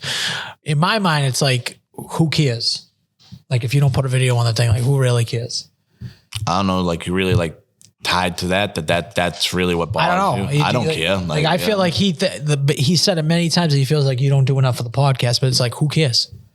I mean, I don't have like so his thing is like, why is he allowed to criticize me if he's not going to do anything? You know what I mean? Like criticize you in what way? Like, what do I criticize him about? I think you just kind of removed yourself. I don't think you can criticize anything. He's saying, you know what though? Because we said that he complains a lot and that he's not self-aware about his complaining. So that would be a criticism. It's always whenever something gets fucking brought up about Justin that he has the fucking biggest problem about it. All right, you're not fucking perfect, dude. Neither any of us here. So if someone's gonna talk about something that happens with you, dude, like look in the fucking mirror, dog. You complain, like that's just what it is. Now you've brought it to a point where you're really putting a thumb over it. Okay, like not being self-aware and Al bringing that up, like it is what it is. Like how much do you take of that? Like, do you just take everything that people talk about you and just like beat yourself up about it? Or you take I think taking that's yourself far too serious, bro. I think far too serious. This is a fucking podcast that was supposed to come here, like you said, and have some fun and have some laughs. Obviously, you want to do it the right way. I'm not fucking, there's no contract here. I'm not binded to make no fucking video daily. Should I? Yeah, I probably should make more. But believe it or not, I'm having a very hard time getting in front of the camera right now and fucking recording a video. Okay? I don't need to explain that to you though. You're not due no explanation because you're not the CEO here. You're not the boss here. Do you think he thinks so? Do you think if that's the angle you want to go with it, bro? That's cool. That's so great. I'll totally take your words of criticism on that. That I do nothing on this podcast. Did you ever see Space Jam? The fat guy that like holds. Come on, Space Jam. The fat guy that like he's Danny DeVito plays him. No, it's like he runs the Monstars. Yeah, he's got them on the chains. Do you feel like Justin's like that fat guy on the chair and you're on the chain? And he's like, make a video, dance for me, dance for me. Yeah, I mean, like, no, I've never felt like that. Like, no one's ever gonna tell me that I have to do something. Like, I'm not gonna do that. Like, again, listen. You want the truth behind it. I'm having very hard time making videos. Okay, that's so. You're gonna find the. I have to just fucking let go of whatever's not letting me make the videos. Okay, there's something there because I've been wanting to make videos for the past 3 weeks, and it's like I get not choked up like teary eyed or whatever. I get I'm like, and then I put my phone down and then I don't do it. There's been plenty of stuff that I want. I wanted to make a video about the draft. I wanted to make a video about Jared Duran. I've wanted to make videos about, the Daredevil series. Keep that going. I stopped doing it. I haven't made a video and fucking go and look at it. I'm dealing with something that I can't do them right now, or else I would do them more. I can't do it right now. It is what it is. If that's what bothers you, bro, fuck you. I think. Do you have a Cleveland Indians jersey? Like a old major. Oh, that would I don't. Because just like you could like green screen you in the strand, just screaming anything, and then Jared Duran flipping out on you. Yeah, You know what I mean? right? Like you screaming anything. Like you said, you've brought up ideas. You've knocked it down. I'm very happy about it. I'm not, that's awesome. That's great. I wish I could contribute in that essence. For right now, I will show up. I will show up and do my best. That's just what it is. And I shouldn't say I'll do my best because again, this is a hobby. It's not. I don't have to. If I show up and don't have my fastball and I don't feel like talking as much and I'd rather you fucking lead and you talk more, that's just how the game goes. That's just what it is. We got to pick up each other's slack sometimes. Sometimes you're only going to put up 4 points, 4 rebounds. Sometimes you're going to put up 36. That's it. But you ain't gonna sit here and say that I'm the right king now. You're putting up 2 points. You're putting up 2 points, but that's fine, dude. We still want you on the team. You're a team guy. It is Locker what room it is, guy bro. right now. It is what it is. I enjoy keep the vibes up. I enjoy doing the podcast. And now it's like I want to make videos, and now knowing that that's like a hindering thing, and then if I start to make them, he would sit there and be like, "Yeah, it's because of me." Like, no, it's not. So now you're not going to make videos. No, now I'm probably going to boycott it even more. I would say that seems like the most adult thing you've ever said in your life. Like, fuck him. I'm not making the videos now. Dude, it's fucking ridiculous. Like, he didn't fucking make one video for fucking like 3 years. Now all of a sudden, because you make videos, like you made some food court videos, like that's now you get the claim. Like I did content creation and fucking making videos far superior to when you were doing them, but I don't care about that stuff. I don't do the dick measuring competition on that. You know what I mean? I like the videos that he makes. I compliment on them and all that. I don't sit there because again, he's saying it behind on a fucking phone. He didn't say shit like that to me. That's what pisses me off. Did you call him? No, I didn't call him. What am I gonna call him for? And I don't even know if he said half this stuff. I'm just trying to find like the root of everything. I'm trying to think of like what he's saying and then the root of it. Like, is this? I could have sworn that you just said that. He said that. Why is he allowed to criticize me? Oh yeah, he did say that. He did. Say okay, that. Yeah. So I'm not just talking to the air. I just think that maybe a little breakaway. You both can. Figure it out. Maybe we just can't fucking work on the same team, dude. And that's just what it is. That's just how it works. That's possible too. These are all possible options. You can't take that off the table. I'm glad someone showed up. I'm pretty sure I did 45 minutes by myself. I don't know. I'll look after. So I'm glad someone showed up. I was fucking trying to drag this thing along. I mean, the first 10 minutes is me just eating cottage cheese. That is fucking. And it actually was delicious, to be honest. Yeah, nice buy this week, Chris, with the cottage cheese. I saw that. I was like, wow, I haven't had this in a while. Well, I've never tried cottage cheese. That's not it, bro. That's not it. What do you think of putting Durham on left sleeve? Fuck this guy. Fuck my father. There's always fucking busy work giving me to do. All right, so stay tuned for the podcast. Nico is going to be not making videos, which is perfect. Just where we want him. We're not expecting any videos. Listen, I'm going to tell you one thing, I've changed my mind. I'm going to make a video every fucking day. Yeah. Every day. Get in the fucking lab. Watch him cook. I don't even know because I don't even think they're going to be videos that are going to be deemed skits. None of that. They might just be me talking. Might just me bringing up a point. Me just talking, maybe just trying to start a conversation. But as long as I fucking do that, I think that's maybe where I should start. Start somewhere small, somewhere safer for me. My question is because you have a full gut, like your gut works correctly, do you think you should start a food court thing? I will not be doing that. No. I didn't know if you're going to really go. Ice cream specific places. You have been saying that for years. Ice cream specific places I will go to and I will start doing. All right, what are we going to call this series? Let's get a series name. I have no idea what it's called. I just like ice. I just like ice. Cream court. No. I like. We might just call it I like ice cream. That might be it. That might be it. Let's not think too much into it. I've heard, I got to go to this place, bro. There's a place on my map, Scoop and Scootery. I got to go and talk to them. I got to go talk to them because it looks ridiculous. Okay, so let's work out for these. I guarantee that these videos are actually going to happen. I feel like you got a little fire under your ass. Now, let's get at least one ice cream video out this week. People love ice. If I legitimately think if you did just ice cream videos, people would want to know who has the best ice cream. No one does that.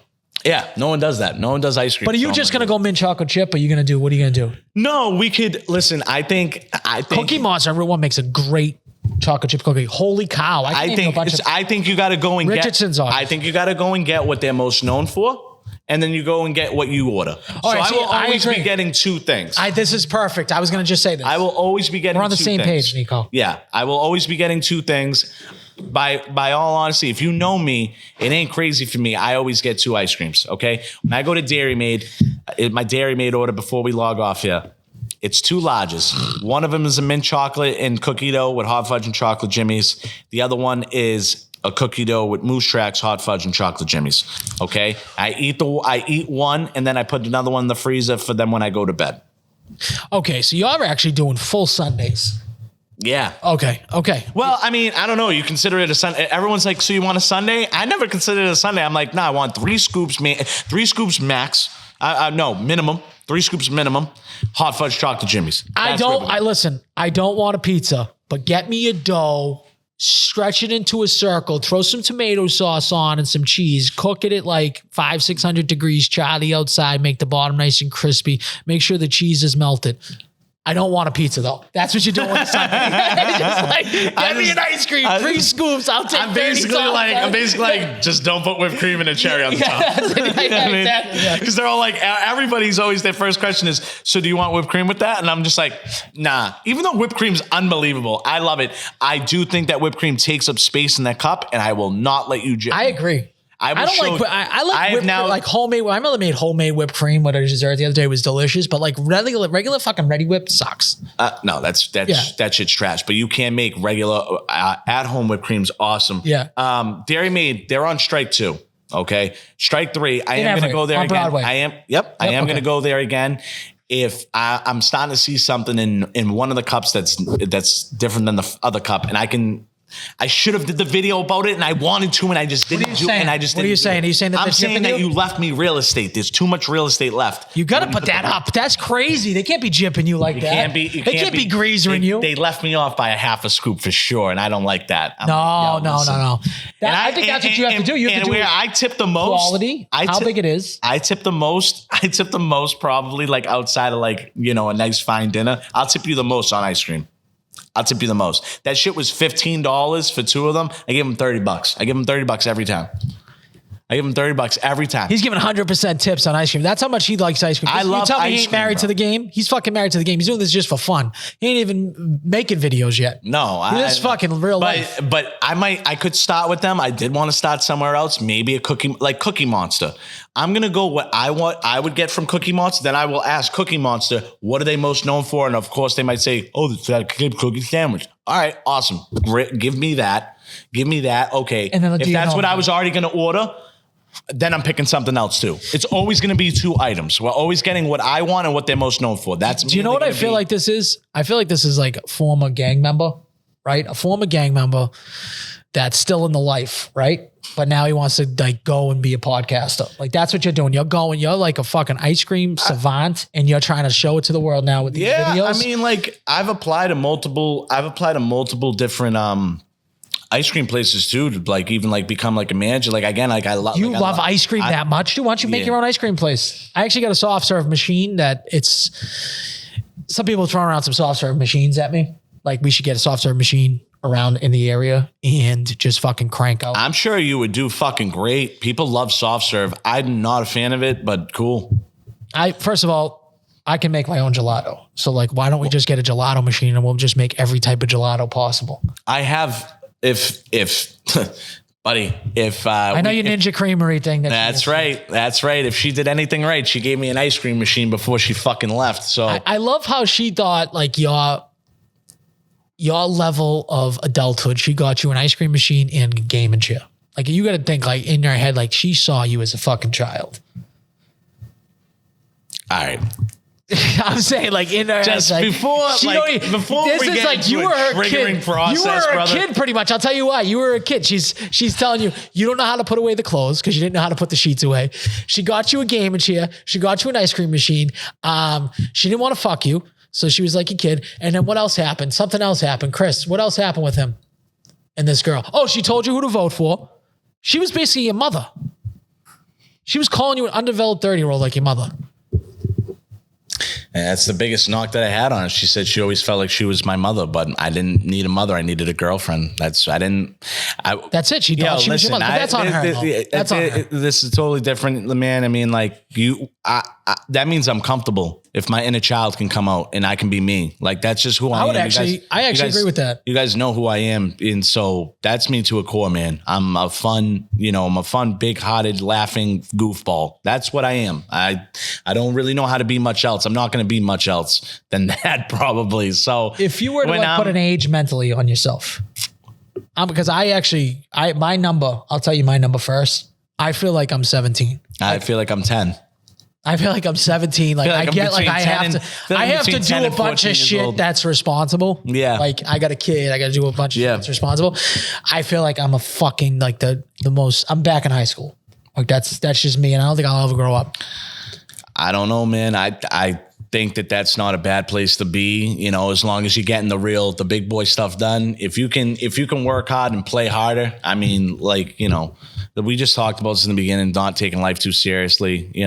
When you look back on that stuff and you pick it all apart and you line it up like that, yeah, it does sound like that. But in reality, man, I didn't need that. I'm still the same guy through and through. That's just me being me, though. You know what I mean? I'm not going to be Manny, Nico being Nico. I'm not going to be hated to love it. The underdog's on top. I'm not going to be a representative ever of who I can be, or a representative of a person that they want me to be. Like, if I can't be my true self in front of you, and like that's not cool with you, then we don't coexist. That's all it is. If you don't like that I like doing certain things or how I do them or how I act, or what, you don't like going to Target and having a ball? Can you not have a fucking fun time in Target? Does everything have to be like, no, we have to get this and then we have to move on, we have to leave? Like, no, like give me a mission and let me recreate like a fucking mission out of Guardians of the Galaxy that I have to go to the other side of Target and acquire fucking butter, okay? And when I go and do that and bring it back to you, I am going to feel like the most achieved person in the world because I got my tasks done.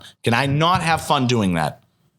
Just to go get butter across the store. You're a simple guy. Simple guy. It's not hard for me. I have the funnest time in the world when I'm doing the least amount of shit. I'm no kidding. When I'm sure when you and your wife are sitting down watching a movie, just shooting the shit, just watching that. We don't do those things. If you do those things, that's a fun space. We're at kids sports. That's a good thing. All right. Or if you're at kids sports doing whatever you're doing, but as long as you're there and it ain't over the top, you guys don't have to be somewhere in fucking Bali or somewhere in Greece, or you don't have to be on a fucking premier golf course or whatever it is. I wish I was. I just think of it like that, man. I've just listened to a lot lately. It's just like some people think that life's all about these fucking extraterrestrial trips and all these materialistic things, when really just being in the moment and just being different planets. When everyone just being present, dude, and just being in the moment and enjoying the space, that's peaceful. Like that's dope, because not a lot of people get that, man. So. And that's hard to find nowadays. So when you get to that point and you're at that point and you're sitting in the pocket, like I like to reference everything, like I'm comfortable in the pocket. I'm not scrambling. My mind's at ease. You got me, man. And you got me to that point. And that's where I was at. If you didn't like that, then it is what it is. Yep. You're a coward. You saw, was that to Justin or was that to the girl? That's to the girl. Okay. Nope. All right. Listen, this podcast is brought to you by the Brown Jug, 1014 Revere Beach Parkway. Go to the Jug. You see these videos. There's some person running their social media now, putting up these videos of them making the dough, cutting the cheese. They're doing all this good shit. Good stuff. Kids doing a good job. Whoever's running that social media, I'm not sure who it is. Yep. Vast difference. They're doing a lot better. They're getting, first of all, they deliver to 3 cities. So give them a call. Don't use the Uber Eats app. You're basically a scumbag. You're basically Adolf Hitler if you use Uber Eats. So go support the Brown Jug. Great people over there. Second of all, I might need to send a bat signal to Tiff over at the Brown Jug. I'm telling you, she was there every single day at coffee. Like she's with her friends and coffee. They like sit. Remember I told you they police talk? Yeah. She hasn't been there for like 5 days. I'm like, at this point, like she could be kidnapped and murdered. Ooh. So Tiff, get into our DMs and say like you're alive. Just And a you're hand up breathing. emoji. Just a Yeah, hand we up. might have to go check to see if she's at the Brown Jug, or maybe she gone to a different one. Maybe they fucked up her order too many times. Maybe that's what's happening. Maybe. But go check out the Brown Jug, 1014 Revere Beach Parkway. Mike's over there doing his fucking thing. People are running the social media that absolutely never complain too much. The Brown Jug is such an like I don't want to say undervalued. I think it's valued. I think a lot of people in the area that know about it love it. They overlook it sometimes. Everyone that I know that knows it loves it. They're doing great stuff. They're fucking listen, I don't care. All right, pizza is fantastic. That's great. Bread and butter. Get some wings. Get some wings. Get some of the apps. All the apps are actually great, but the wings got me by. The wings are fucking crazy. I don't even like crack. They're great. They're just like you bite, snap. Yeah. But, all right. Keep it clean. Great Fuck you, episode. fat sucker. We'll see you guys next week.